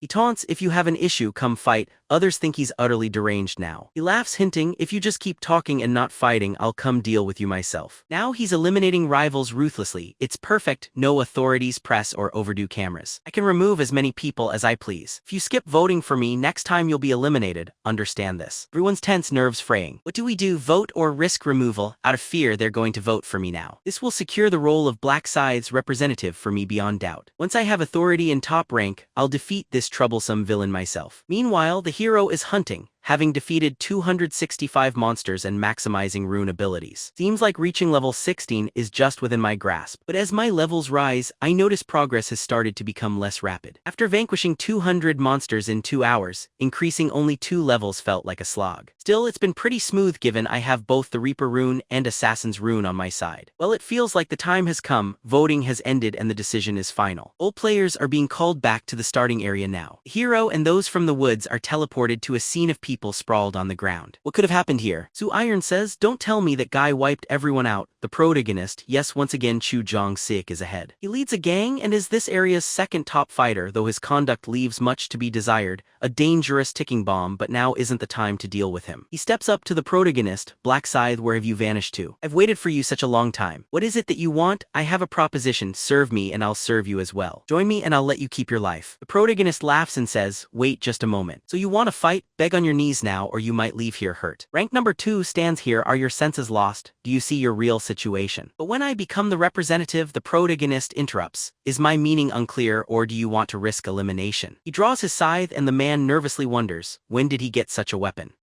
I picked a fight with the bad choice, the antagonist thinks as the protagonist stares on in silence. Why so quiet? The challenger answers, you realize I'm Scythe, correct? As Scythe gang's leader, do you expect me to submit to someone like you? Face me with your weapon, you brat. The protagonist thinks he's just as hot-tempered as ever. No more games, it could get messy if I show off and receive all the votes. I'll need to ensure Scythe becomes the representative to be useful in the 3rd round. Also, it won't be long until the angel makes their entrance right on cue. The angel arrives and commands, have all humanity gather in this place. Protagonist, you're lucky, be thoughtful about your true opponents, avoid elimination. Paralyzed, he thinks, I nearly fainted but I'll spare you for now, just you all wait. When I lead this region, I'll repay this shame many times over. The angel inquires, has everyone agreed on your leaders? It seems you've done more than just converse these past 3 hours. Honestly, I don't mind if many humans vanish. Shall we begin the voting then? Thus voting begins, choose one person thinking vote and the highest votes win. If players don't vote in 5 minutes they're out. A tense round as everyone wonders whom to choose. The gangster muses as expected, all eyes are focused my way. Suddenly, he sees a girl whose gaze is turned away. He retorts sharply, demanding, why aren't you watching me? Startled, she yells threats of elimination for ignoring her as the gangster adds, I'll take care of those who refuse to vote. Noting her head turn, he suspects someone is trying much too hard here. Voting is done, the angel compliments the group's integrity and prepares to reveal the outcome. With a clap, the angel displays the votes. The gangster is declared the winner. 2,400 votes for life is a documentary. The gangster fumes, I win but only narrowly surpassing Black Scythe. Frustrated, he mutters about betrayal as the angel affirms, these are the results. Life is a documentary now leads as representative.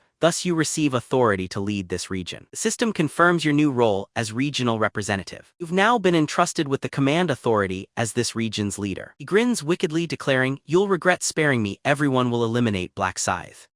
Yet when checking he reads, command authority is merely a temporary skill. You may give one absolute order to players up to 10 times, they cannot resist your command. This ability doesn't work on anyone with a class, leaving the gangster stunned about the restriction. The angel says, you may think the voting is final, but that's not really the end at all. The crowd gasps in surprise, what could she mean by a secret mission? It is revealed, the side mission is to gain a class before voting closes. Everyone marvels, such an advanced item. Receive a class, the mission window appears at level 10. You didn't know, right? The crowd asks, how can we level if there aren't any monsters? She grins, replying, what do you mean? Monsters fill this entire forest. Don't fret, in all the lands, only 880,000 have succeeded in advancing. By the way, someone here got an upgrade to their class. People say in awe, can you believe it? Someone's already achieved a class change. Wonder who? Check the secondary mission results. She snaps her fingers and the mission appears. All regions announce, Black Scythe, again in region 45, everyone's amazed it's him twice. He's the very first here and across the region, the only one with any class. And he's a Reaper. What exactly does that class do? It seems powerful, he carried an enormous Scythe. Life's a documentary, and there is disappointment there too. I almost used my authority command to erase him, but how could I have known he would get a class so soon? The angel speaks. Round 2's reward went to whoever completed it first. Black Scythe finished it ahead of all here and everywhere else. Remarkable Black Scythe. Your class is unique, the Reaper, fitting your name well. Tell us, how did you choose it? Did you know you'd become a Reaper? He answers, no, I didn't expect to get a matching class. The angel comments, perhaps becoming a Reaper was simply your fate. The main character thinks, even the angels are unaware of how one gains the Reaper class, just its uniqueness. The angel notes, it's destiny, how rare to find someone in this region to change class and be immune to authority. Interest grows among the crowd. You won't be influenced, Miss Angel? Well, since I've started, let me explain it all.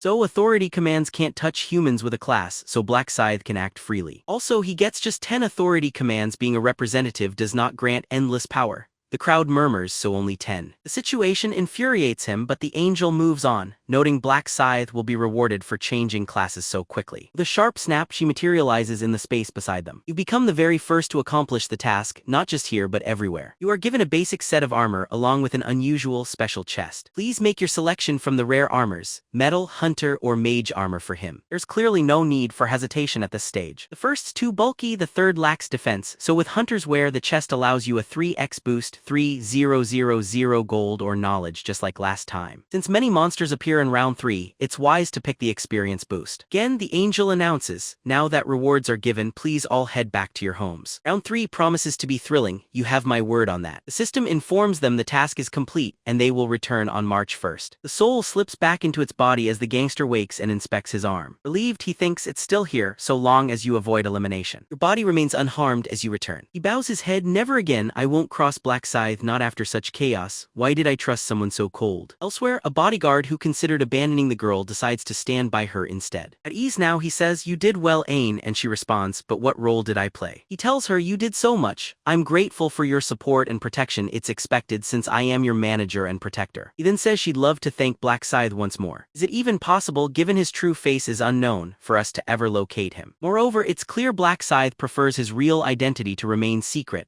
And it certainly is. She adds, I once asked for his account to send payment, but he refused, knowing I'd find him that way. He seems a tad mournful, doesn't he? The bodyguard suggests, if you truly wish to repay him, why not seek him out next round to gift something thoughtful? She agrees, that's a great plan.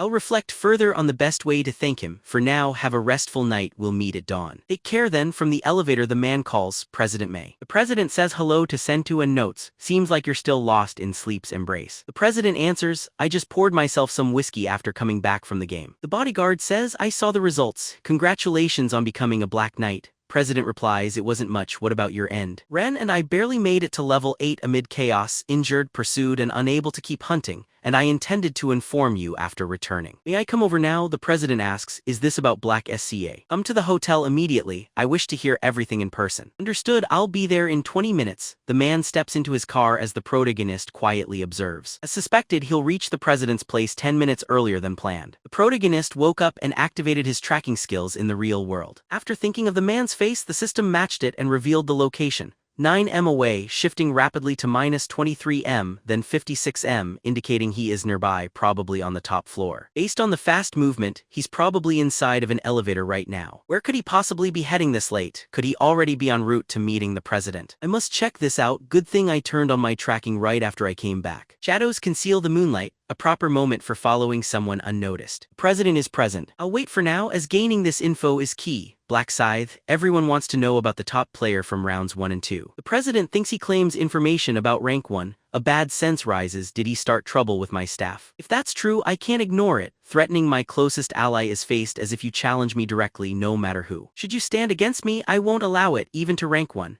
Meanwhile, the protagonist sees this stern fellow, guessing he's trouble and worried he'll be in trouble himself. When they arrive at the president's office, greetings are exchanged and a few pleasantries are shared unexpectedly. The man expresses earnestly, your presence alone inspires me, President, thank you deeply.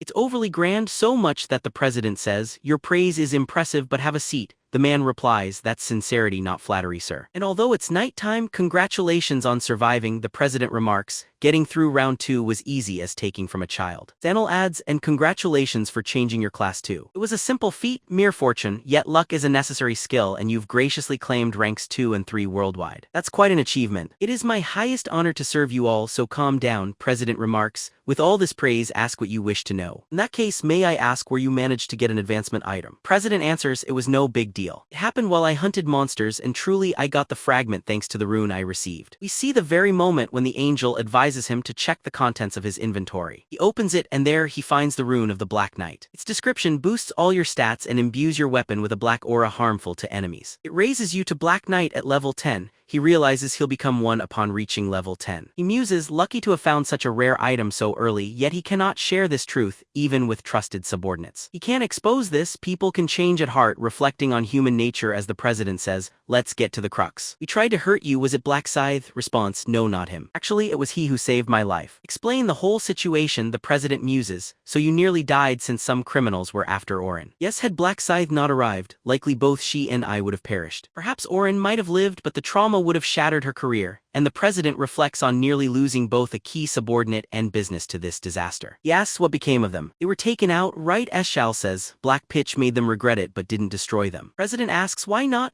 He claimed ending them brings no advantage, fewer left, fewer survivors, and the president wonders what they might plan next. "Still with Black Scythe, both my colleague and my investment are safe, I owe him." Next he insists I should offer him something, replies S. "I offered but he declined compensation and left." What does that mean?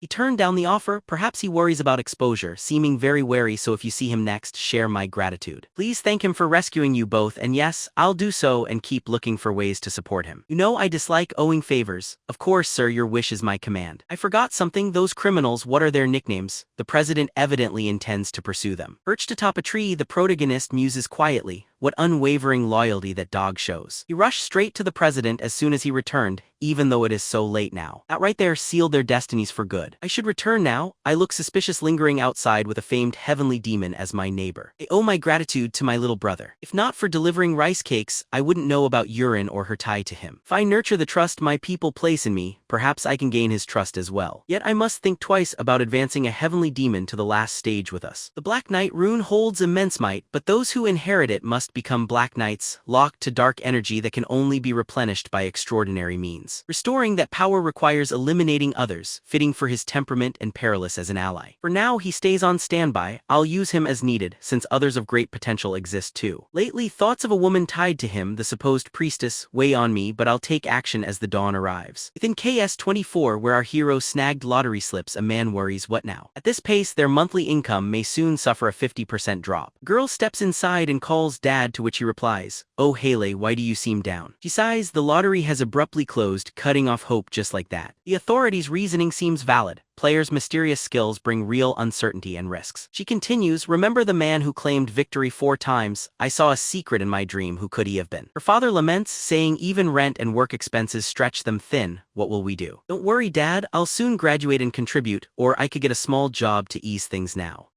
Her dad insists, "Julie, concentrate on your studies and let me handle expenses, you have great marks." "Aren't you studying to become a doctor?" She confides her dream is gone, school feels unimportant these days. He admits, "You're right, money barely has meaning anymore. With circumstances worsening, the next round could be fatal. I'm feeling lost in this confusion." He quietly apologizes, but she assures him it's not his fault and it's really all right. "I swear I made it through round 2 and earned a class." The father's face shows astonishment. She nods and conjures healing magic upon him and he asks, "What is this power?" She says it's a buff, a special ability she gained from her new class. It slightly boosts every stat and seems to refresh ordinary people's energy. Marveling, he says he feels invigorated and she smiles, "I can always cast it for you, Dad, so don't be sad." He agrees he'll be all right, but then a customer enters, freezing awkwardly as he stares. Who is that? Julie looks to her father and asks quietly, "Do you recognize that man?" He whispers back that the man is a lottery legend, a winner drawing the same number 100 times. Entering confidently, the protagonist greets, "How are you, sir? Do you recall our meeting? I bought 100,001 worth of lottery tickets," he prompts. The father nods in recognition, asking why he's here, and the man says he's come to apologize. Out of the blue, an apology. He says the headline was checked and winning so often changed everything. With his wins, lottery sales soon halted, so he came in sincere regret for upset caused to their shop. The shopkeeper gently assures, "Don't trouble yourself, the fault isn't yours to bear." He continues continues, it's not as if the end of ticket sales will leave us empty-handed. The protagonist insists he still feels remorseful and wishes to offer a small token to console them. When the shopkeeper examines it, he reacts, wait, is this really 10 million won? Together, the daughter and father protest, this isn't necessary, please take your money back. He gently tells them to accept it, assures his intention, then turns away without looking back. The father exclaims, overwhelmed, dear customer, how could I possibly take such a sum? Julie then asks gently for the money, let me hold on to it, Dad. She insists she will return it to the customer. Her father finally responds, yes, take it back to him. She rushes to catch him, calling, please, just one moment. He turns and she cries, Raman, is that you? He answers coolly, tell me, who might you be? Of course it's me, Muley, we're classmates, don't you remember? She urges, hopeful. The main character asks, sing class, what does that mean? You're supposed to remember someone in your class. Hardened faces aren't something I'm good at recalling. Clearly it's a falsehood, for he knows she's his classmate and the shopkeeper's daughter. He secretly knew she would gain that role. When he heard a classmate got it, he marveled at fate and chance blending. His real intention in visiting and acting forgetful was to subtly draw her closer to him. She says, can we talk privately? He agrees. On a bench, she hands him the returned money. Take this again, he remarks, but that's the money I gave you, isn't it? We can't accept so much, please accept it back. He feels that 10 million is outrageous, but he gave it knowing they would return it, since she prefers to owe nothing despite hardship. She presses, just take it, my arm hurts. He resists, explaining he just wanted to clear his conscience by compensating for the trouble. It lets me rest easy, yet she insists, it's too much, but if you won't keep it, I'll always feel uneasy about this moment. She adds, this money is overwhelming, I can't accept it. He thinks, and that's precisely why I choose to give it. He says, make sure to tell the shop owner this sum means little to me, so having it is no burden. She fires back, why must you be difficult? As he says, we're done here, he wants to leave, but she hurriedly exclaims, wait, 10 million is excessive. I'll settle for 1 million, does that sound reasonable to you? He answers, are you the one to choose? Check with the shop's owner. She adds, my dad finds such a sum awkward. He clarifies, your dad is the shopkeeper? Indeed, that's a surprise since I visit often, how curious. She returns, it's equally strange to find out my classmate is a lottery winner. He contemplates her, a fellow classmate. She continues, didn't you realize we're in the same class? I recognized you immediately. He apologizes, admitting his struggle with faces.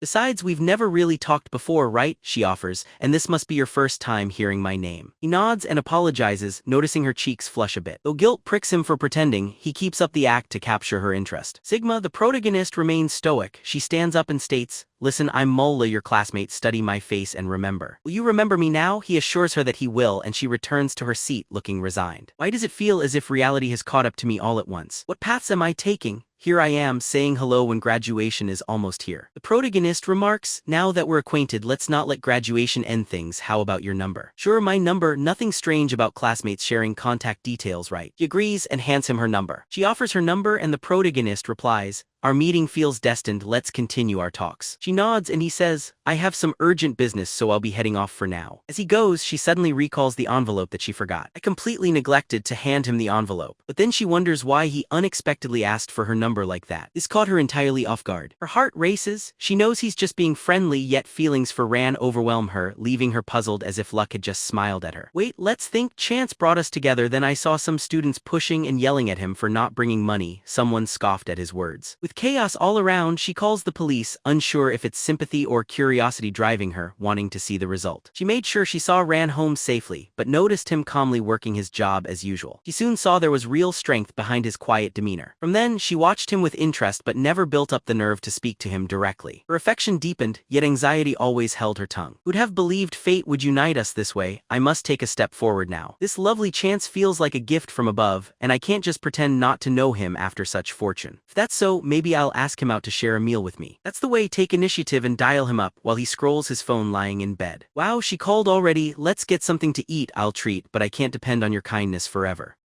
The protagonist thinks, this is promising, she wants to repay me with a meal, perfect for friendship. This plan lets me help her and lead her to new heights as he leaves home with his Prada bag. His brother asks where to, he replies off to see a friend. Friend isn't necessarily a girl, right? He explains he's stepping out for lunch and assures his brother, there's no date, to his surprise. He casually inquires, so how do you find the meat? She responds, the meat, are you a fan? His answer is yes, he definitely enjoys it. Then eat up, she says, but the hero feels uneasy, his awkwardness clear to all observing. She finds herself surprised to be sharing the day alone with Ran, marveling at the unusual silence between them. Feeling tension build, she gathers courage and asks, "How did you win the lottery 4 times?" He answers her simply, "I saw the lottery results in my dreams." She wonders aloud, how much did you win? Enough to never worry about money again. But now she has different concerns for her safety and is curious about his first experience with the lottery. She asks if beating the goblins was tough, and he agrees it was very much so. "It took ages. Which zone are you in?" She can't fully remember. Her location ends with a 5, his with 7. He thinks it's unfortunate as they'll likely not meet, but encourages himself not to feel down. He knows their meeting will happen when survivor numbers drop and regions merge, though he juggles wanting to hide his top rank with a wish to be friends and recruit her. As talk becomes difficult, she says she's level 10 and he answers the same. Neither got a class, but he found a class item by luck. The item is called Buffer like in games, and he's relieved she earned that supportive class. Curious, she asks if he'd like a demonstration of its power. Her ability is called Blessing, enhancing all stats, and he enthusiastically asks to try it. She applies the buff, which impresses him with its potency. The blessing improves stats by half for 3 hours, motivating him to bring her to the crucial 20th round. Impressed, he remarks, "That's amazing, unique classes sure are powerful," knowing it can double at max level. Since she'll empower him, he's grateful she used the buff, noting his first class change reward was a random gold backpack.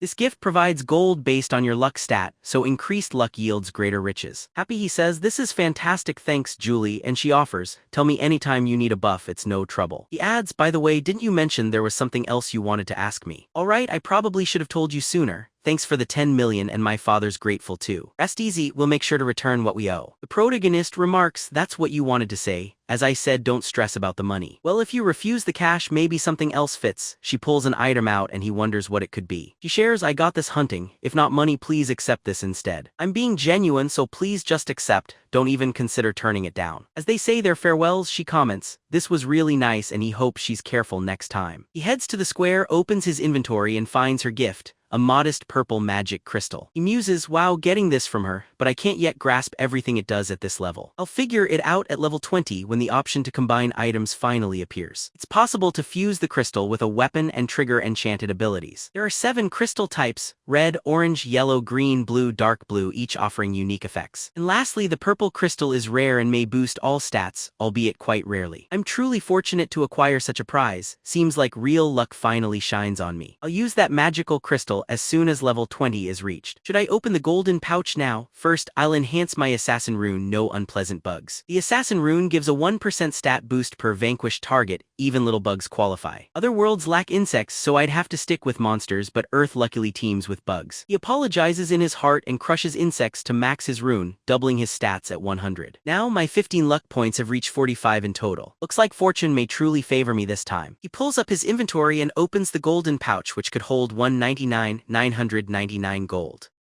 Now let's see what fortune offers today. You can get different sums even with the same luck. I usually see 3,000,6,000 depending on stats. He checks and finds 99,999, the grand total. Truly the blessings gift shines most today. Now I hold 16,000 gold, enough to claim an artifact both rare and grand. In just 2 weeks, the treasure I've yearned for will finally come to light. I'll be patient. In the protagonist's home, his brother, brimming with curiosity, inquires about his date. "What date are you talking about? You never went on any dates, so quit your fooling," comes the reply. "What did we do after lunch? I picked black ramen. Honestly, why not choose something finer?" "Brother, nothing's wrong with eating some black ramen. Do you know how much I've been craving to taste it?" The protagonist chuckles, "You're right, things have changed. A month ago we barely scraped by. On another note, my Bitcoin is nearing 150 million again, but knowing the crash is in 2 weeks, I'll sell. But first, I'm determined to swiftly earn my driver's license." At his driving exam, he muses, "How many lifetimes have I done this? I could pass with half the effort." He rises, walks out, leaving the examiner wondering about this confident soul. A glance at the results shows the protagonist aced the test with a swift score of 95. Taken aback, the examiner concedes that for someone with such practice, such a feat is no surprise. Upon receiving his license, the protagonist ponders, "Years seem to blur, how old am I truly?" Wrestling with his age, he draws a Lamborghini Aventador, knowing all the right tricks to acquire it with ease. After 2 weeks, the moment to part from Bitcoin has arrived. A sly grin spreads across his face. His brother promptly wonders, "What's going on?" "I've just cashed out all my Bitcoin, and your profit, 300 million. Stunned, his brother repeats, 300 million. "You changed your lotteries 60 million into 300 million. Apparently the sums once seemed as one, but since currency switched to dollars, things skewed. The protagonist beams, "I told you." His brother says, "I tried to talk you out of it, but the gain is incredible," to which the protagonist replies he had not foreseen this return since his earlier peak was just 28 million. His brother queries by go to throt. All of it, of course, brother, now I shall venture into stocks. His brother spits out coffee in disbelief. Brother, you're preparing to delve into the world of investing in stocks. You might be clueless about this, but don't worry, I witnessed it clearly in my dream. Another dream has come to haunt you, and now it's leading you towards stock purchases. That's precisely it, I'm investing and we're destined to earn a fortune together. Do as you wish then, and eventually he simply gives up the discussion. The protagonist muses, I can't fault his worries, but I know what's coming. This firm I'm eyeing, CAC, is valued at around 900 million. It's run by the Heavenly Demon Consultancy, and that guy owns the company. Little has happened so far, but after round 4, a special system will appear and their growth will skyrocket. How can I resist knowing profits await? Acquiring large shares will grant me valuable influence as a majority shareholder. My plan, invest millions to secure a 31% stake, then glance at my brother, hoping the vision is right. He completes the transaction, and with that, everything is officially set. Next comes item shopping. At midnight, the protagonist browses the game's item shop where he has been stockpiling resources. He proceeds directly to explore the equipment section. With funds, you could easily purchase items and abilities of your choice. Nothing offers better convenience than this system does right now. Though mainly normal rank gear is sold, rare or epic equipment can surface, especially if using the changing daily item slot. While waiting for the perfect item isn't simple, that's of no concern to him. He already knows today is when the specific epic item he wants makes its appearance in the shop. Today's prize, the skeletal necklace, enhances stats and boosts attack speed 1% per defeat, stacking to 25%. Ideal, the skeletal necklace boosts his intelligence and attack speed, and priced modestly, now's the perfect moment to get it. He swiftly uses the 50% off voucher received on his class change to reduce the cost. The protagonist, who struggled with math, realizes with delight he still has nearly 14,000 remaining. In awe he exclaims, so much cash left, how wonderful this is. Truly, had he simply calculated beforehand, he would have seen how easy it was. He meant to buy a standard gear set, but if he saves 6,000 more, he can take a more powerful skill, one surpassing common items. I must gather 6,000 gold as swiftly as possible without delay. Luckily, the third round swarms with beasts, and at last, everyone is transported on March's first day. The team is teleported, deeply frustrated. We're back here again, this is ridiculous. This isn't much of a forest, more like a devastated village, ringed by what looks like a citadel. Those resemble castle gates, but what's that gem doing? What sort of trial awaits this round? Even this scene unsettles everyone except CHK. The hero suspects the place is unknown to all. He's uniquely calm, whispers arise, isn't that man the leader guiding our zone? Indeed he is, life really is like a documentary. Rumor has it he was a gang leader wielding a sword and intimidating many, but people preferred Black Scythe as head. Careful with your words, he holds authority, though its use is limited, so why such fear? Life is a documentary. Overhearing, he instantly demands silence, which fuels murmurs about him yelling. Does he believe shouting frightens us? Again he calls out to be quiet. Who let that slip? Figures this would happen. The angel likely exposed my flaws to them all. Just then, Prodigy, the gang's head, makes his entrance. Okay, that explains it. When what's your story? Life is a documentary. Let me say, I, Jong Sik, gang's leader Jong Sik Sbam, am here to meet everyone properly. So which family or team do you belong to? Sanam responds he's just a 20-year-old yearning for the gangster's path. Surprised that his dream is gangsterhood, the group wonders at his mindset and the youth confesses, you're my idol, I've always aspired for my group to join your ranks. The man asks, well then who exactly are you? Before hearing an answer, the youth suddenly throws himself to the ground. Let me follow you, mentor, for a lifetime, please allow me to join you. The man grins, of all wild people I've met, this is a new height of obsession, and honestly I appreciate this earnestness. Rise to your feet, the leader commands. Kid, given my reputation, why still insist on being with me? It doesn't bother me at all. If you accept me, you have my respect, I'll ignore judgment. The leader replies, your reply is admirable. Alright, I'll look after you, kid, thank you sir. It's an honor, the crowd buzzes. Wow, he joined in. Life truly feels like a film. He's definitely wild, see how glad he looks, the hero notes, back with Jong Sik again. Maybe this turns out well. Not long afterward, the angel arrives, everyone gathers. Let's inspect the scene, we're missing 90 from the previous tally. I'll react 90, what does that imply? No chatting on the side, she says, let's begin. Main task, guard the relic for 3 hours. Only 214 million out of 856 million can remain. Just a fourth will live, people startle, the number shrank. She says only by fate or age. Right, seems like you were fighting in reality, what you do doesn't affect me. Someone senses strangeness. Wait, the group checks survival limits and discovers the numbers. Just 200, that's a fourth. Angel, could it be wrong? She laughs. No mistake, she says, the low survivor count makes you anxious, I understand. But remember, it's always half who persist after each round. It's since all survived last time, only a quarter will move on now. For fairness, one objects, she interrupts quickly. Don't feel tricked, simply try your best to be among the top quarter. Explanations end here, let's discuss this round's details. New swarm emerges from 4 gates every 30 minutes. Their aim theme is the Relic in the village's heart. Defend it from 5 attack waves together. Guard the Relic for 3 hours for extras, else face a penalty, survive or not. Ranking is by monsters you defeat, though more spawn, each is thrice as weak now. Experience and gold 1 are less too. Life is a documentary thinks, I just need to defeat waves of monsters to finish here. With my authority intact, this won't be difficult at all. The angel goes on, almost forgot this area's representative. Life is a documentary has authority in this round. You're likely wondering what happens if the zone's current representative is taken out, right? Should he fall to monsters or natural causes, the representative seat will just remain empty. Yet if eliminated by another, the Slayer claims the title and gains 10 authority uses. That concludes everything I needed to share. Monsters show up in 10 minutes, good luck working together, though I doubt you'll manage to. She disappears, leaving Life as a documentary standing dumbfounded. Outraged, he turns as others already prepare to strike, branding it completely unfair. He shouts, "Come at me, I'll take down the first one who tries anything." Someone comments, "You sound tough for someone with only 10 authority actions." They argue, "If we beat him we should lead, I really ought to be the representative." Everyone stares back. A new player, a child with black scythe, enters without fear. He questions bluntly, "What's your purpose here?" Trying to ease tension, he says, "Don't worry, I only want to talk, fear isn't my motive." The other demands, "Just get to the point, I don't scare easily from threats." With calm resolve, the protagonist interjects, "I've got a proposal." He observes the perilous situation, declares, "I'll stand guard and shield you." He clarifies, "Yes, I'll stay close to defend you by your side." If others attack, all gasp, is Black Scythe genuinely offering protection? Puzzled, Life is a documentary asks if battling Black Scythe is really a must now. Conflict brews, Life is a documentary weighs options as tension grows from all observers. "If I go along I might live, though everything has its cost. What's your true price?" He calmly replies, "Simply obey my commands and nothing more. Meaning serve me from now on." "Why approach me with this deal?" he asks, uncertain. "I can't share details nor what orders. Trust me, just do as instructed is all you'll get." Follow him, utterly useless. Does he expect me to obey? Yet if I refuse, will he attack with that siphon? "Make your choice, I'll await your reply as well. I think I would decline your proposal." I expected this. Letting go of pride is not something he would ever do. The group is stunned by his rejection of the offer. He could have safely hunted a Black Scythe by obeying, but his pride is too hurt for submission. Looks like his dignity trumps survival. He thinks I won't respond, believing fate repeats itself.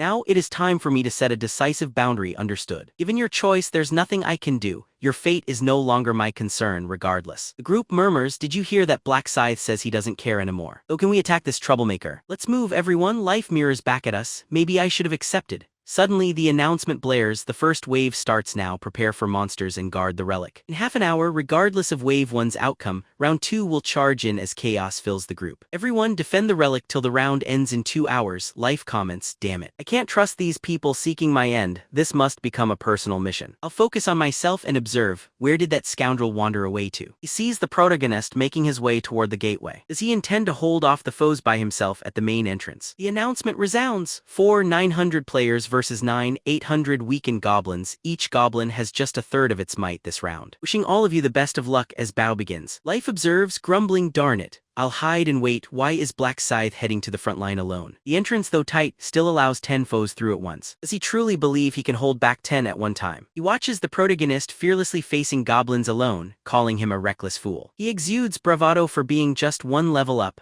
Likely he'll retreat after a few casualties. As predicted, the goblins arrive. The protagonist draws his scythe and shreds 3 in an instant. Existence unfolds like a film. He stares wide-eyed as goblins surge toward him. Time drags as the hero leaps, slicing through goblins between heaven and earth. Could the Black Scythe truly possess power this vast? I doubt even at level 16 I'd be anything like that. I must act now and find my own strength instead of remaining idle. Most of the other players are battling with the furious goblin horde. A distant cry rings, "Guard that direction." With the west gate overwhelmed, they urge action, compelling me to move fast just as life unfolds. Gripped by determination to slay goblins too, he hurls an insult as 2 fall under his blade. My sensing skill lets me easily anticipate their moves and actions in battle. Suddenly an arrow whips past. What kind of arrow is that? But I didn't notice any goblin nearby carrying a bow. Who took that shot? I curse under my breath, unable to spot the source. When I find him, a strike awaits. He's been spotted, everyone. I've caught him pulling my spear. I jab him hard in the chest, delivering blow after blow. I vow to finish him. A bowman locks eyes with me across the tumult. It must be the culprit. I ready my weapon with resolve. Another swift strike lands squarely on his head. It is maddening needing to fear players more than any monster here. Had I not taken up this burden, someone else would carry it in my place. Perhaps I should have considered Blackie's proposal. No pride commands I endure, there must be peace, a way to hunt without strife. Wait, that's him, he's the third ranked in this entire zone. The Black Dragon's flame kindles in my hand. Will it be you then? What's all this? With Black Dragon's flame in hand, I entrust it to keep me safe thereafter. At the same time, the protagonist's skeletal pendant boosts his attack speed by 25%. You've defeated a goblin. Current tally 502 kills out of 100, triple XP buff active, Assassin Rune triples all stats. You earn 33 gold plus 1 extra. He quickly checks his stats. I've collected nearly 2,000 gold up to now. Continuing like this, collecting 20,000 gold by the time the second wave comes is doable. Still, I need even more to secure 2 general abilities in this round. If possible, I'd even get the Insight Chamber early. A new goblin shows up. He glares down, cutting across its chest. The goblins begin to fall back. Hey, aren't you coming closer? Alright, if you won't approach, I will, slicing my way through as they drop one by one. Meanwhile, by the relic, someone wonders, what is causing that noise? Did something go wrong? The goblins start to fade away. You've successfully withstood the initial wave. Total survivors lost, 967. Each of the 933 survivors earned 500 gold. Many make it through, though 967 didn't. Even weakened, these goblins are tough. Where is he hiding? Zhou Jiang Sik clinging to life. The next round may be even harsher for him.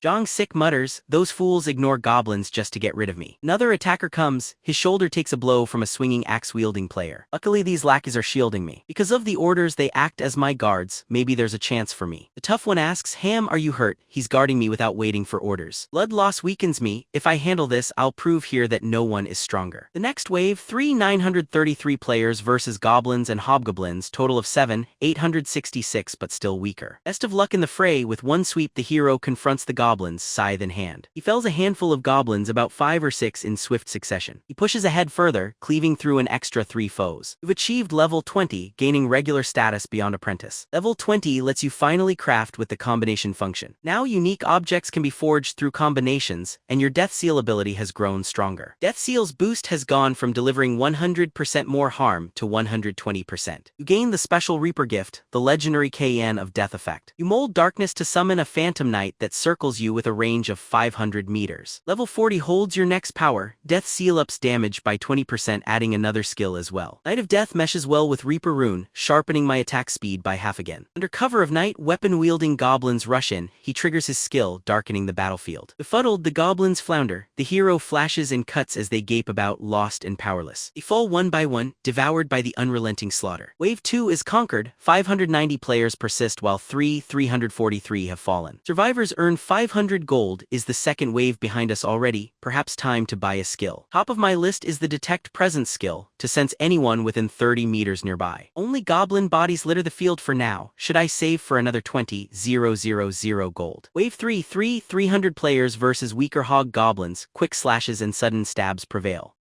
With Wave 3 completed, Wave 4 pits 3,001 allies against 6,002 fierce hog goblins and gnolls. The gangster of tomorrow cuts through the crowd, and life itself unfolds like a film. Wave 4 clear, only a final surge stands before you. Just 60 minutes remain in this elemental struggle. If I outlast this last hour, victory's mine, aided now by my 10 spent authority commands. As long as they watch over me, I am safe. Now 700 hold off 20,000 weakened gnolls. Why so many? Wishing everyone fortune. I don't wish to spread anxiety. This is my moment to shine. I'll achieve greatness. Time to grow stronger and defeat those who wished for my end. He observes his former team, taking hits to the chest amid the unfolding chaos. He's there, the zone envoy. We must deal with him, protect me from their attack. He grabs 2 allies as human shields against attackers. Both fall, struck fatally. I'm in real danger. This isn't for hunting. Right now I just need to escape. There he goes, after him. Damn, I only needed to endure a single last wave. He bolts for the lead, shouting, Black Scythe, I'm ready to accept your proposal. I'll follow your every order, just promise me protection. I'm prepared for anything. Black Scythe replies, I refuse. I've lost interest in your fate since you hesitated. I said I would yield myself to you. Why turn me away? One without authority to command holds no place next to me. Damn, he thinks I'm useless. If I'd known this, I'd have agreed sooner. Did you see the refusal? Thank goodness, I'd been anxious about my next move had Black Scythe accepted. Your existence is like a film. Now that he's lost, this should be an easy feat, my friend. If you face me, so be it. I won't fall without taking one of you down. The gangster prodigy approaches in sunlight. You're struggling, let me handle this for you. Manhwa, young man, I always knew I could trust you, he declares. If I last pass this, you have my word. With a punch to the mouth, he's floored. Rest easy, your final moment will be painless, was quietly promised. There's no suffering, you scoundrel. Under relentless strikes, he curses. Who knew I, Cho Jong-sik, would face betrayal here? It's ended for the zone.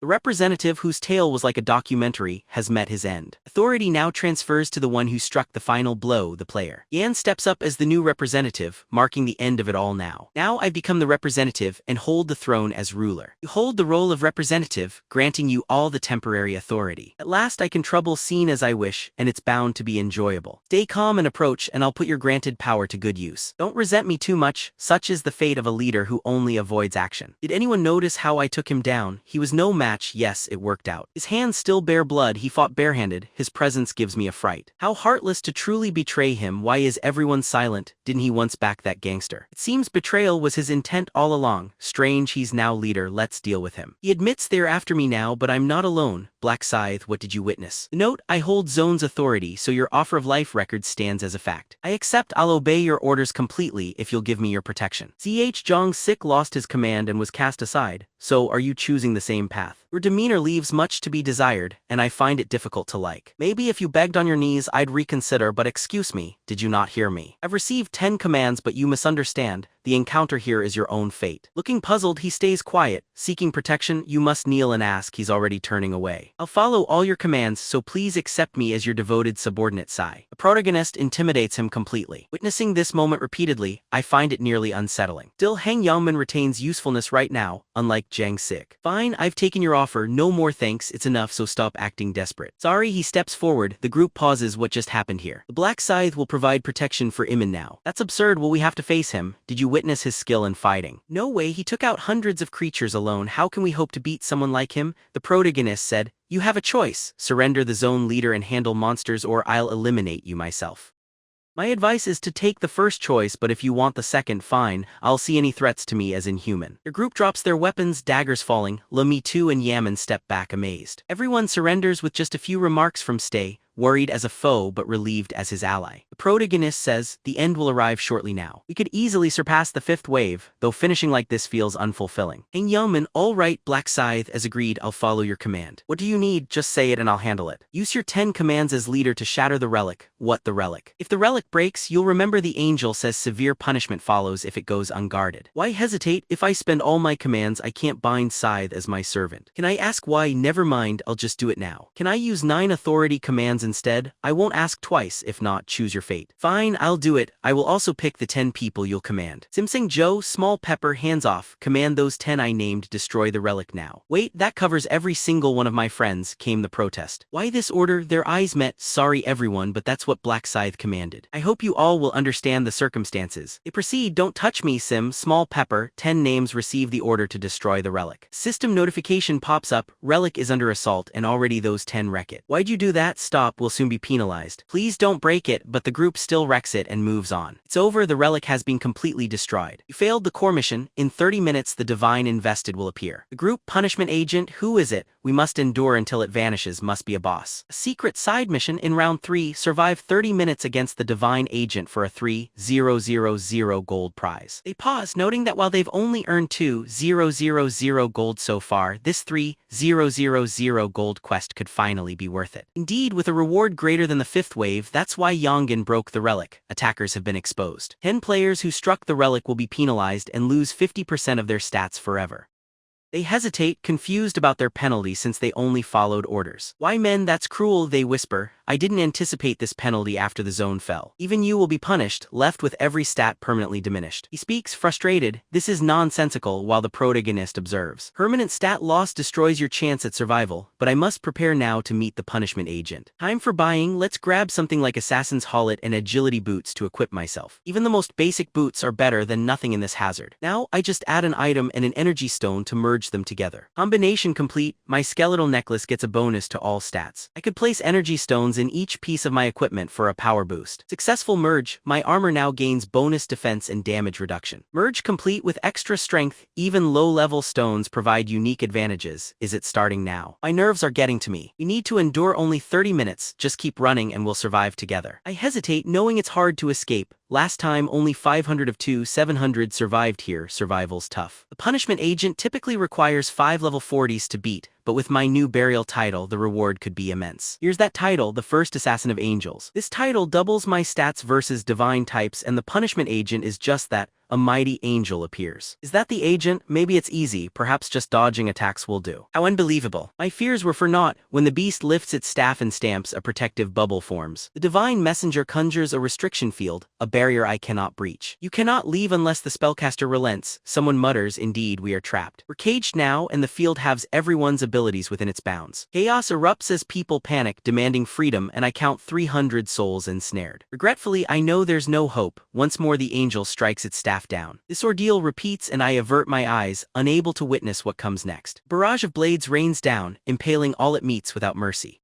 This is madness. How can anyone expect to dodge such an onslaught? It pains me even to look. The field clouds my vision, making escape unclear. Trapped, dodging each arrow seems hopeless, yet surviving any makes it less daunting. The time is ripe, as usual, for everyone is focused elsewhere in their confusion. Focused on its hunt, the creature ignores its rear. When the shield fades, I'll strike as victims fall and the barrier weakens. Now freedom from worry finally settles over me. Since it can't hear at 5 meters, I can act without fear, needing only my finishing mark. I must deliver an ideal blow. After my opening strike it turns, but it's already too slow to stop me in time. My aim lands perfectly in its gaze, and I deftly retreat, ready to run. With the death seal, its life force falls to just 60%. Taking 40% in one blow is commendable. It's likely to cast the field again. It's attempted the restriction field anew, but once it notices my absence, it'll release it. Having disabled an eye and watched the field fade, I press in to strike the other. I swiftly target and wound its remaining eye as well. Now writhing in agony, the agent recasts its restricting aura. My own strength crumbles, my abilities are diminished by half. None of it matters to me now, friend. Deprived of sight, you're nothing more than a target for divine fists. Its only hope now is wildly firing arrows since it can't see my shape. Yet the Death Knight closes in, and the blinded beast is clueless in all this chaos. Completely confused, it stands in the dark. Light can't enter, just as this game intended. Let's put an end to this. A wing is ripped off and the defender crashes to the earth. It seems our hero takes great pleasure in plucking angel wings, doesn't he? He leaps, evades the strike, and then slices away the other wing too. Wing tearing seems to thrill him, and now the hapless beast lies in ruins. It has only 10% health left, but my onslaught isn't over yet. Now we should separate ourselves from danger for a moment. All requirements met, the divine agent's passive ability has begun. The final radiant glow fills the room, rendering the agent invincible. I foresaw this phase. At 10% health, it becomes a luminous storm of fury. I can't help but observe your torment once more. The radiant glow tallies down 51, and the invulnerable aura finally fades away. At that moment the hero stands ready, silent at its back. It's over. With a burst of speed he beheads the foe. He gained 3 levels, scored 8, 200 gold and an extra 4,000 as reward. You've proven to be the first to vanquish the divine agent. You've claimed the opposed divine punishment title's protective boost. Damage from such foes drops by 80% as the hero currently battles the gods. Your victory earned you condensed ether for defeating the divine foe. You earned a radiant rune for being the first to defeat the divine agent. The rune, as expected, appeared on your skin. Since condensed ether is key for forging a god-tier artifact, the master plan hinged on this. I also acquire the illustrious Rune of Radiance. Each level adds 1 to intelligence and divine skills effectiveness rises 1% per level, meaning with level 30, I get 30 intelligence and a 30% boost to my divine arts. Luckily, intelligence is set for now and everyone finished the side mission, gaining 3,000 gold. Everyone, that's it, we made it out alive. I'm really grateful for that. I still can't believe Black Scythe managed to defeat the divine agent on his own. He's like a force of nature, an angel single-handedly removing divine retribution itself. For the first human to truly catch my sincere attention. How about a morning interview? Black Scythe, your plans to beat the agent were ingenious. He reflects such a needless question. My answer is simple. I eliminated it because I chose to, so collect your rewards and eliminate if you wish. If I'd left it, I'd have only watched everyone else be destroyed. The entire group is surprised. We fought together to save lives. I thought he was arrogant, but he's decent and saved his people's future. Humans are odd. One moment they are at odds, the next, they're unified in protection of each other. That's hard for someone like me to grasp. Even so, well done to surviving, but remember your fate still hangs in the balance. Let's examine the ranks. Black Scythe has 600 eliminations, Bastards at 982.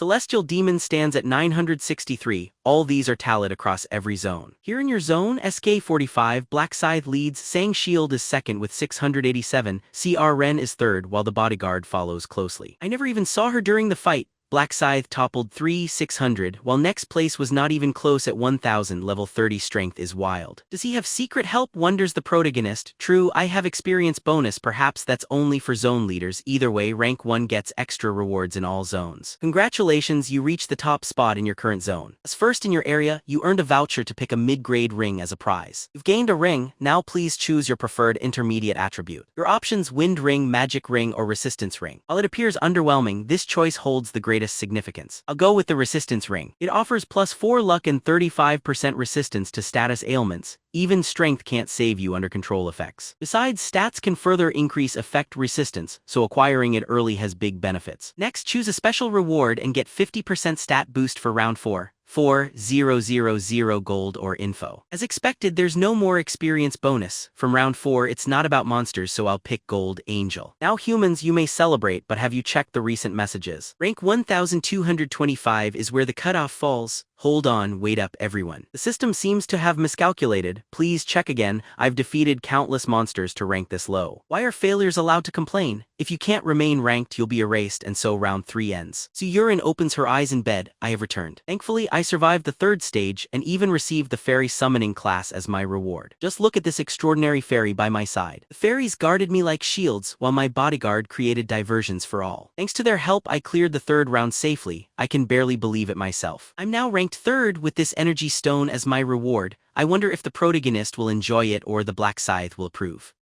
He is always eager to receive an energy stone if a woman has one nearby. Yammon angrily hurls his lamp across the room, cursing the activating Black Scythe penalty. Your stats face a permanent 50% decrease. How frustrating, truly exasperating. Had I known, I'd never have volunteered. Now my phone rings and more problems loom. Kim Sonan's name appears calling in. He picks up and asks Kim Sonan, "Are you really there? You troublemaker, do you grasp your blunder?" "What do you mean?" he replies. "Don't act innocent, you know your actions caused turmoil. How could a leader betray with such authority?" He pleads, "I had to, or the Black Scythe would eliminate me, otherwise you'd be gone. It'd be better if you were eliminated than betray friends," comes the heated reply. He answers, "It wasn't fair for me either. My stats were lost simply by being the representative. Still, you took advantage. This greed brought disaster. You're really a traitor." Kim Sun warns, "Don't contact me again ever in any world, or I can't promise what I'll do." He ends the call. "What wrong did I do? I'm also wronged here, but I'll talk to others and we'll handle that scoundrel." He tries reaching his friends, but no one picks up. Realizing he's been blocked, he scoffs at their loyalty, claiming he needs no one. "I'll keep living as I always have, alone." He threatened to get rid of me if we cross paths again. "So let's see if you're brave enough to face me. I invite you to step forward and try. I'll deal with you next time at the Imperial Hotel. Go ahead and report to your department chief." "Once again, you made it through. Just fortunate, sir, and round 3 was challenging. Are you fine?" "Yes, sir, maybe because the monsters were weaker. I managed." "What level have you reached?" "Have you acquired a class?" "Yes, sir, I'm level 11. My class is Knight. Orin's on my level but has another class. Orin's a summoner, not an everyday role. I shared in the surprise when it was revealed. You brought forth fairies that cast shields, letting us hunt safely thanks to their protection." "That's wonderful. Have you thought of building a closer bond with that actress you know? Maybe if interested you might date her. I'm suggesting closeness. It helps in understanding her better." "It's not a proposal for marriage. I meant no seriousness. Wait.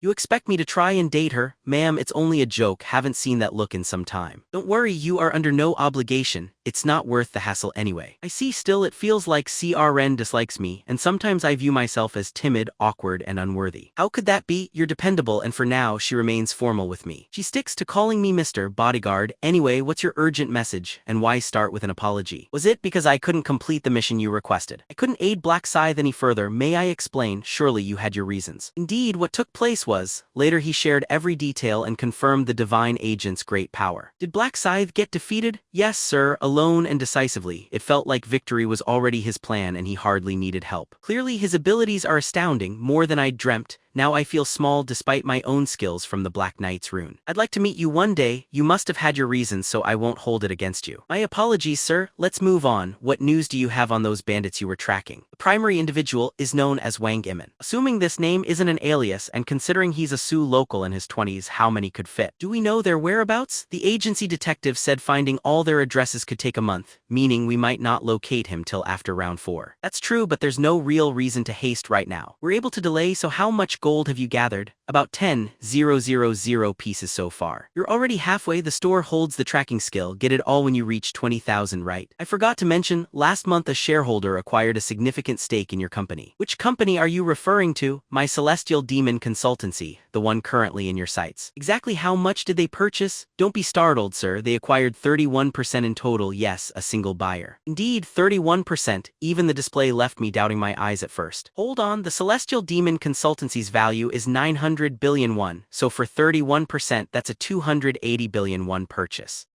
Does an individual possess so much? Is it a wealthy figure or my siblings? Anyway, with a 31% share, they seek managerial involvement. The department head gave me this primary investor's contact information. Meanwhile, the main character quietly looks at his phone. He's about to call and I need to look significant, being a top shareholder now. My brother suddenly bursts in, excitedly asking, what's your level? What makes you want to know that now? Some guy in my class started acting superior, bragging out of the blue, claiming his brother reached level 11, but don't worry, my level is even higher than that. You're really higher? What's the number? If I answer truthfully, that might cause problems. I said 12. He was amazed and wondered about my class. Of course, brother. Why keep it from me? There shouldn't be secrets among brothers, should there? Now please leave the room, will you? Phone rings and it's time. He answers with a polite hello. Am I speaking with Mr. Rune? Yes, and who might you be? I am Rock, the chief of the Celestial Demon Advisory Firm. The hero believes I should put on a convincing act. Appearing unsure at first will make him less wary of me. Greetings, last month you invested a large sum in our business, right? Yes, what about it? You've become the top shareholder at Celestial Demon Consultancy. May I take you to lunch? Yes, is Friday good? Hero thinks Friday matters to receive the Rune of Inner Thoughts. I already have plans Friday, so does Saturday suit? Naturally, we settle on Saturday, and just as I thought, he called, making the Celestial Demon Consultancy one of his main concerns since he seeks his father's recognition. There's simply no chance he'd meet others before seeing a key shareholder like me. I need to seek out the runes. Several methods exist to collect these runes. They may appear in unique places, set rounds, or be given as special rewards. Bosses sometimes drop them, and in rare moments, even standard monsters can yield them. Few realize that it's possible to find runes outside the game, in reality. But the requirements for a rune to appear are difficult to satisfy. Jan is expected to arrive here soon. His actual name is Jang Sukin. This name is unforgettable as he was the culprit who abducted my brother, and I can still recall his voice. To save him, you must pay a cost, share secrets only you know. What? Why ask me? Cut it out.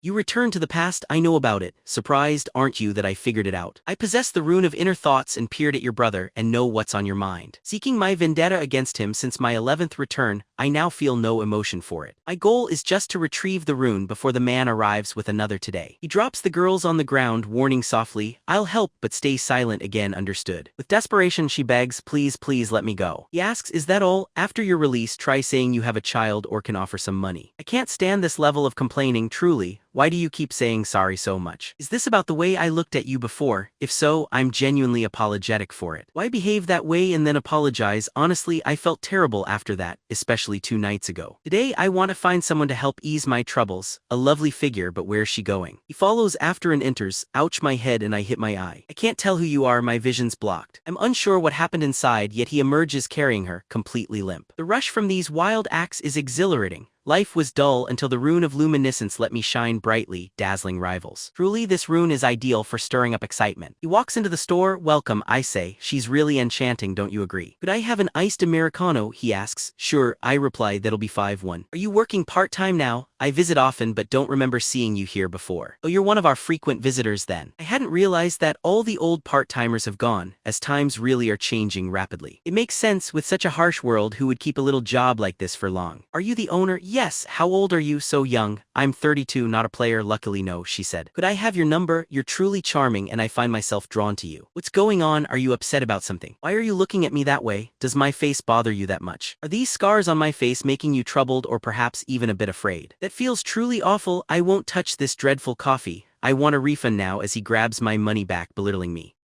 Just because I'm not attractive and you are, you think you have a right to look at me that way. He taps her head and we're back. Remember, don't look down on others for their looks, I say. You're right, I will avoid it. Still, something feels unfinished for me with all this. Your apology lacks honesty. He throws her harshly to the ground. You assume I don't see through you. You act just to avoid this predicament. Set me free, but didn't you plan to admit your wrongs and apologize here? If you truly want forgiveness, can't you give me something as compensation? Why so anxious? It's my mistake, don't move, stay put. I believe this place was empty besides us. Is that man perhaps some sort of detective? Who is this fellow? Don't curse, though you might soon want to, you'll need your words. Man, who exactly is this person standing before me? Why the huge SCA and white mask? Hey, this isn't the moment for dressed-up games. Seems you really don't grasp what's happening yet, is that right? Tell me, does this appear like a harmless item? Are you ready? Real smoke begins to rise. Are you just pretending, or are you truly that naive? Review then, the lead turns to the girl. It's time for you to leave now, miss. You won't get another opportunity. Wait, who decided she could just go? The main character lunges powerfully, landing a quick string of blows. He drops exclaiming, ouch, even I felt that pain. Reeling with pain, he groans. Protagonist grins, told you you'd be swearing up a storm. Turning to her, now's your moment, go, leave this situation to me. She thanks him before fleeing, thanks, now it's a contest between just us. Is it at last game time? You fool, I swear you'll fall by my hands now. Oh, this is really how you choose to behave. Where's the fun if you surrender before I win? Don't resign so quickly. How dare you hold onto that grin despite everything? He slips away swiftly, how is he dodging so well? Lead smirks, still fighting with a goblin blade. He whirls the scythe, sharp-edged, flawless, slicing with factory-new precision. Limb flies severed cleanly away. Does it hurt yet? I haven't begun. The protagonist disappears, reappears, and slashes again as the man looks down, shocked. Look at yourself, shaking with fear. At this rate he'll finish me off. To make it out alive, I need to blind him now. He unlocks his power, vowing retribution, but eyes his stomach in confusion. Why is my power failing me now? The hero muses, glow as you will. Inside the night of death, no light is allowed. Knowing you'd attempt this, I activated my skill before you did anything. Not that it changes things, I'd have already struck your wrists and heels without that skill. He attacks the man's legs swiftly. While this scythe slices with unreal ease, what is this blade made of? With fingers gone, reduced to blocks, you look like a pixelated game. You're monstrous. Why do this? He asks. Another slash comes. We remove pests for the good of all. Leaving them alive only lets destruction spread. You maniac, let's see how long you can still act so tough. Though much blood pours without end. What makes him so furious? What is his motive for all this brutality? It's unbearable, so unfair. The agony tempts me just to let myself go. He begins to bite down on his tongue. Wait, stop, urges the hero, intervening. Are you truly going to bite off your tongue before I'm done with you? You think I'll just let you escape so easily? You can't die until you've knelt and begged. This man is truly heartless. He needs me to plead for the end. Please let this pain finish. Just end me. What did you say? End me, please. Are you certain? You're probably wondering why I'm doing these things. Though we are strangers, in truth, you are not completely unknown to me. We've crossed paths before. He even knows my name. So do you recognize that woman? No, I have no ties to her. Then why did you abduct my brother, threaten me, yet I did not betray anyone? Certainly not. It's just something destined to happen, something from another time. It hasn't occurred, but for me it's past. Without my interference, you'd claim the hidden rune of inner thoughts. Do you know how to reveal it? One must perceive a voice utterly honest and heartfelt. Had I not appeared, you'd hurt her, hear her plead from the soul, and thus earn the rune to commit further wrongs. I've witnessed it through many cycles. You committed 12 crimes already and deserve grim fate. If I deserve such fate, finish me then. No, I have no intention to harm you. What was I doing here then? I was merely waiting for you to pass away on your own. What's going on? He simply said no when I begged him to finish me. It's agonizing, yet he refuses the rune, so why can't I even utter a word? Let me speak from my heart, protagonist. You wonder why, but I am testing the rune's truth. I've already gained it. When you earnestly pleaded for death, the rune was activated. Only when true emotion is voiced can the rune's requirements be fulfilled. That's how the rune of inner thoughts, hidden here, is truly uncovered. The rune will immediately bond to whoever claims it without delay. By observing your target within 30 meters, faint glimpses of their true thoughts are revealed, and my test confirmed its function. The man's silent wish, you've bested me, now put an end to this. No, I will not grant you an easy fate. That would not serve justice for those harmed. Eventually he departs this world. He's gone, unseen by others. I must tidy using the abilities I acquired, cleaning away all evidence flawlessly. It functions perfectly, best never to leave traces behind. Come morning, the protagonist dons his elegant suit. His brother inquires, are you heading off for a date? Who's she then? He rebuts, who says it's a romantic meeting? You know I always dress like this. Sly of you, I'm just off to see a business associate, he says. His brother wonders about his intentions, a business partner into investments again with his schemes. But what if he fails? He's already earned you $1 billion, isn't that impressive enough? Sensing his brother's unease, the hero says, relax, do you doubt your own brother? His brother beams and says he trusts him completely. The protagonist reminds him, be vigilant, other players will soon grow more reckless. His brother says he heard that on the news, players abuse power everywhere and nations can't cope. The protagonist responds that it's all sadly true. Clearing stages grants strength, soon the powerless may be oppressed, so I must grow invincible before then and become famous as the Reaper. As he departs, he warns his brother, be cautious out there. His brother wants to know about his new job, but the main character says it's classified info. Still curious, his brother asks again, but he's told, not yet, just eat something and don't fuss. The protagonist stands before a sprawling gate, much like a home team's sporting advantage. This is the Osen Group's hotel, clearly their territory. None suspect the man's Osen links, but only the protagonist knows. He plans to use the secret to elevate his image.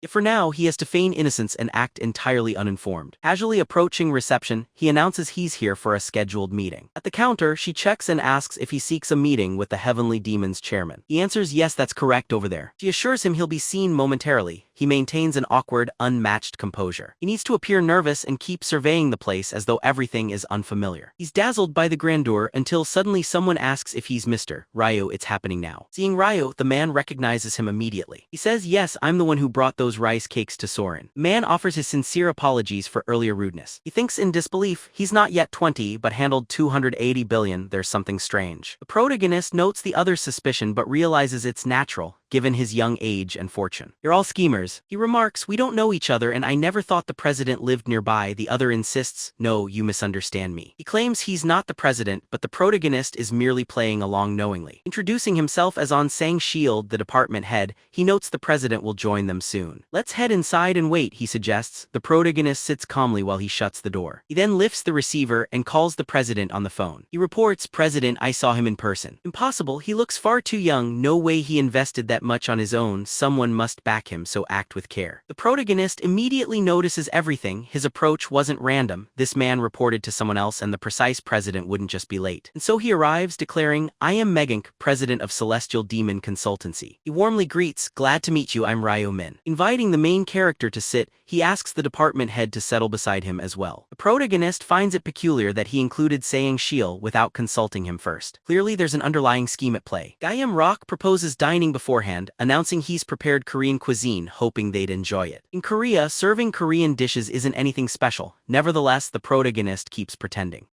He marvels, everything looks exquisite. The hotel exudes luxury, which pleases him. Noting the protagonist's youth and composure, Madge and Rock relaxes, doubting he amassed 280 billion by himself. Surely either a supporter is behind him or he works under someone's guidance. Curious about his origins, he muses, was he sent by my brothers, my uncle? He admits his surprise at the protagonist's visit. I didn't expect such a young stockholder. How old are you? He asks. I'm 20, replies the protagonist. Yan Rock astounded, 20, I'm 29, nice to meet someone close to my age. Same here, the protagonist answers before Gamera boldly asks, how did you earn so much so young? Are you from a rich background? Presses Gamera. The protagonist thinks he's incredibly blunt. I wasn't, in fact, I lived as a normal student up until very recently. What are you trying to say by that? Haven't you read the headlines? Which news didn't come to your attention? Is it about Yan Rock, the lucky millionaire? Well, that person is me, the lottery winner 4 times over. Wait just a second, you mean you're that Ryo from the articles? Yes, that's correct. Gon Rock remains uncertain. There's something odd, the reports mentioned about 60 billion won. How do you possess 280 billion? The main character responds, I place my bets on Bitcoin. It almost sounds surreal. Bitcoin? Yes, exactly like that. Janra marvels, amazed, yet questions why he would risk 60 billion on Bitcoin and then says the protagonist must really be fortunate. The protagonist firmly replies that fate played no part and casually mentions the news about seeing the lottery numbers in a dream. The protagonist cuts in stating, it wasn't a dream either. Both men are left astonished as the protagonist thinks that revealing the truth is the only way to earn Gyeon Rock's faith and loyalty. He finally shares, this is my secret, no one knows, but I possess the rune of future sight. Gyeon Rock, puzzled, asks what it is, and he replies it's a rune granting glimpses a few years ahead. So, I'm able to see what's to come. Both men keep quiet, amazed, while Janra can't believe it and Sang Sh supposes the protagonist must be delusional to voice such an outrageous story here. Jinrock then asks, are you telling the truth? The protagonist calmly asks his reason to lie, so that's why he's won and also why he invested in Bitcoin. His ability let him multiply his money, so he boldly reveals everything, leaving the two astonished. Yan Rock, careful but interested, requests a demonstration. Could you show me an event that happens soon? The protagonist wonders if Yan expects him to predict something right away, thinks it's possible since he claimed he can read thoughts and foretell upcoming events. But knowing he must impose restrictions on himself for negotiation, our protagonist says, Sorry, my ability acts on its own, we can't control when it happens, and Gon Rock feels this powerful gift must naturally carry a limitation. At this point Jai suddenly comes up with an idea. He asks Mr. Ryo, is this why you invested 200 billion in this firm? The protagonist smiles and confirms, yes, the Heavenly Demon Consult will truly thrive someday. That's the reason behind my investment. Dai Rock then asks about scale. He'll see them listed on Kospi in just half a year, which he researched. Kospi stands for the Korea Composite Stock Price Index, making the company one of the nation's elite. Amazement shows on his face. How wonderful if this becomes reality. I'd gain my father's approval and earn the directorship, but he wavers, regretting his burst of excitement. This is a total mess. Hearing this news made me laugh, yet I can't even confirm it, as the protagonist cleverly baits the man and proposes that success means reinventing the business entirely. Sangu bangs the table, that's absurd, how could we change our business style now? It would be easier to rename the whole company. Iro, settle down. The protagonist joins in, suggesting if we're reinventing the business, maybe change the company name as well, but the man protests, raising his voice in disbelief. Unbothered, the protagonist says, you think it's a joke, but as fellow players you must realize that revealing a rune is a significant loss. Despite that, I chose to reveal mine. The protagonist insists that as an investor only growth interests him, why else spend 280 billion? To succeed you have to collaborate with me. Sangel starts sweating and asks, sir, surely you can't be thinking of trusting him. The protagonist points out, your skepticism shows you doubt my abilities. Gel confesses frankly that he does not trust him. The protagonist argues more firmly, do you understand why I moved into that penthouse? Thang Chel stumbles and doesn't know how to respond. Yagrok inquires, wait, the penthouse, what does that signify? Sangel bursts out, this guy bizarrely decided to live below Sarin's place. The protagonist explains that the move occurred after acquiring the rune of future vision. Jinrock is annoyed he's learning this now. Sayang Chel is utterly shocked and confesses he dismissed this man as irrelevant, while Jamrock grows more thoughtful. If it was in January, then it predates his Bitcoin investment. He moved to where someone related to the firm he'd later join lived. That's unimaginable unless he knows every future event. Or maybe he's just aware I'm a CRN sponsor. The protagonist observes their secretive words and senses he has to press harder. You still doubt me? Well, consider this, the hotel isn't it yours? President, you stand as the oldest son of the Osen Group and a heavenly demon.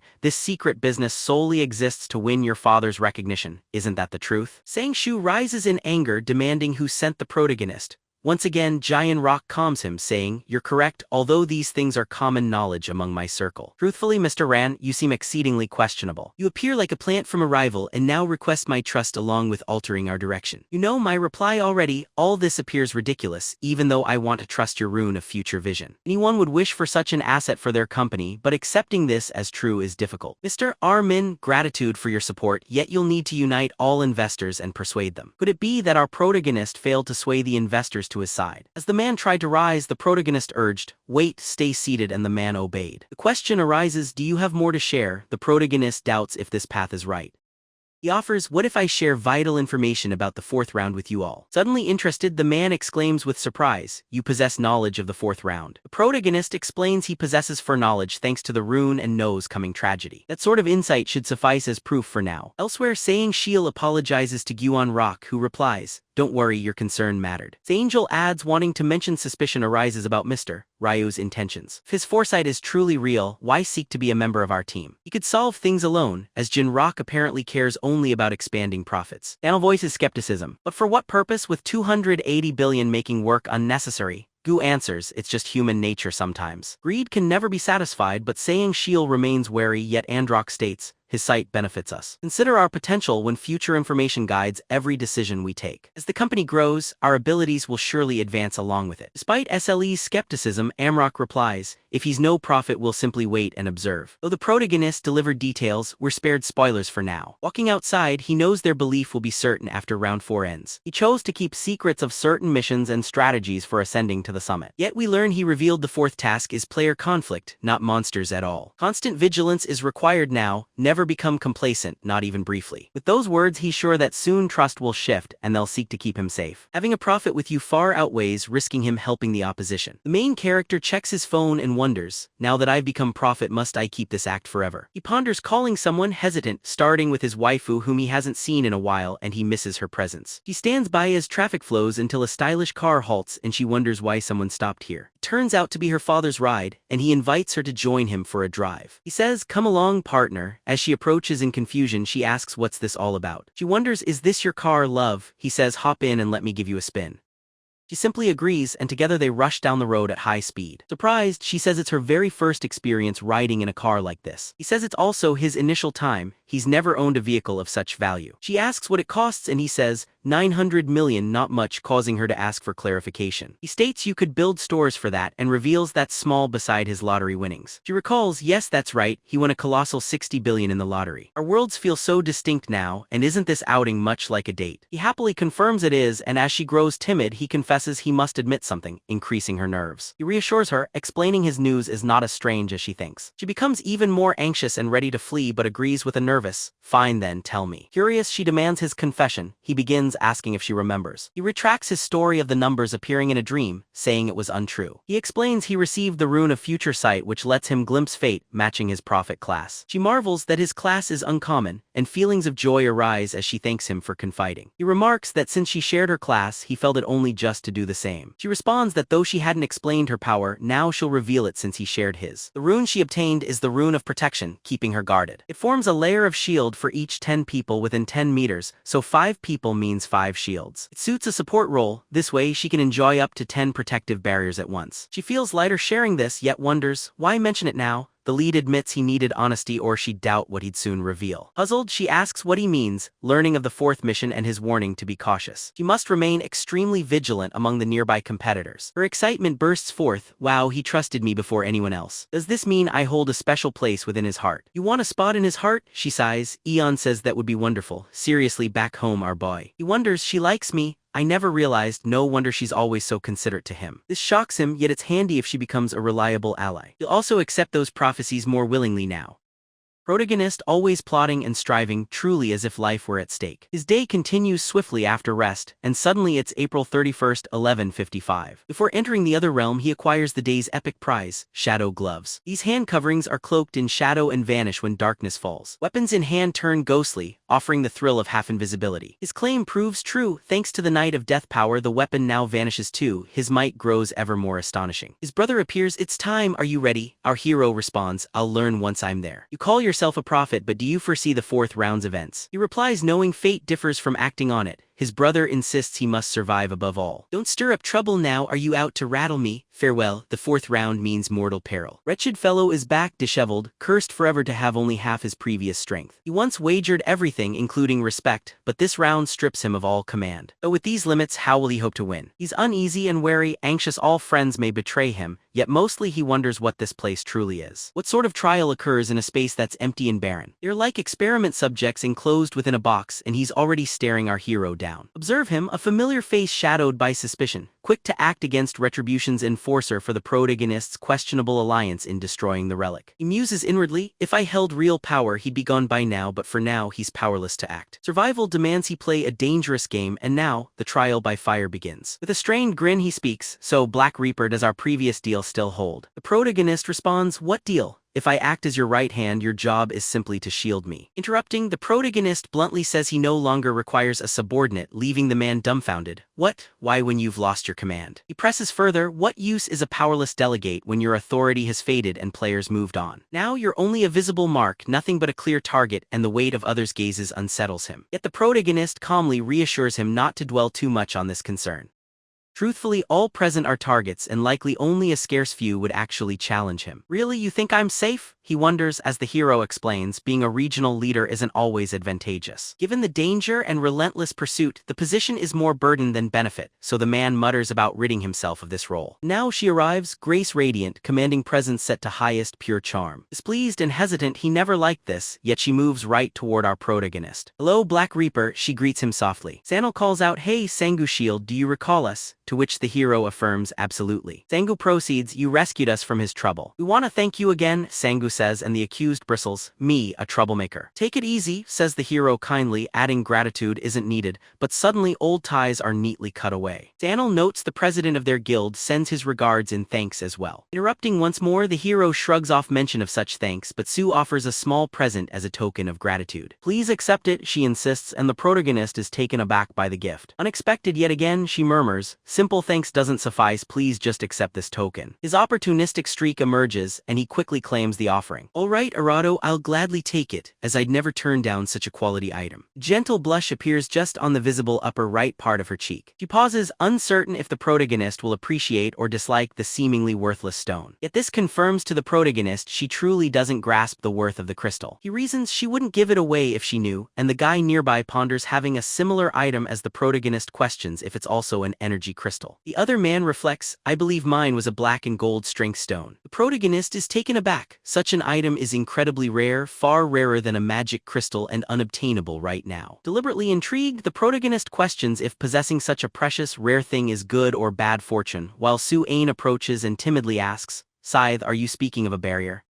The protagonist replies, what do you mean by a barrier? She admits receiving the summon and class offering to put a fairy barrier on him if needed, hoping to please. But she is suddenly cut off before she can continue. No thank you, the protagonist replies. She offers polite goodbye wishes and departs with care. Expressing gratitude to all, the other man is already leaving when the protagonist calls him back. Persist in such manner and you'll end up regretting your actions. He looks puzzled and asks, what do you even mean by that? I already mentioned we're walking targets, didn't you say no one would chase after me? I said not many, not none. Being representative still brings perks, and though most are level 10 with a class, some are not yet. Thus you remain a marked figure due to your important status. Do you truly doubt any among thousands want you gone? What do you wish for me to do? I can help you avoid being easy prey. His excitement shines, really you're not joking. But this help isn't free, payment required. If you have a stone like Kron gave to me, I'll happily accept it. He calmly accesses his inventory, retrieves the item, and hands it over with unexpected ease. The protagonist inquires, anything else left? He answers, I gave everything and now that it's done you'll watch my back right. The protagonist guarantees, yes, I'm true to my promise. That brings the video to a close. Turn on your notifications to catch the next episode from our channel.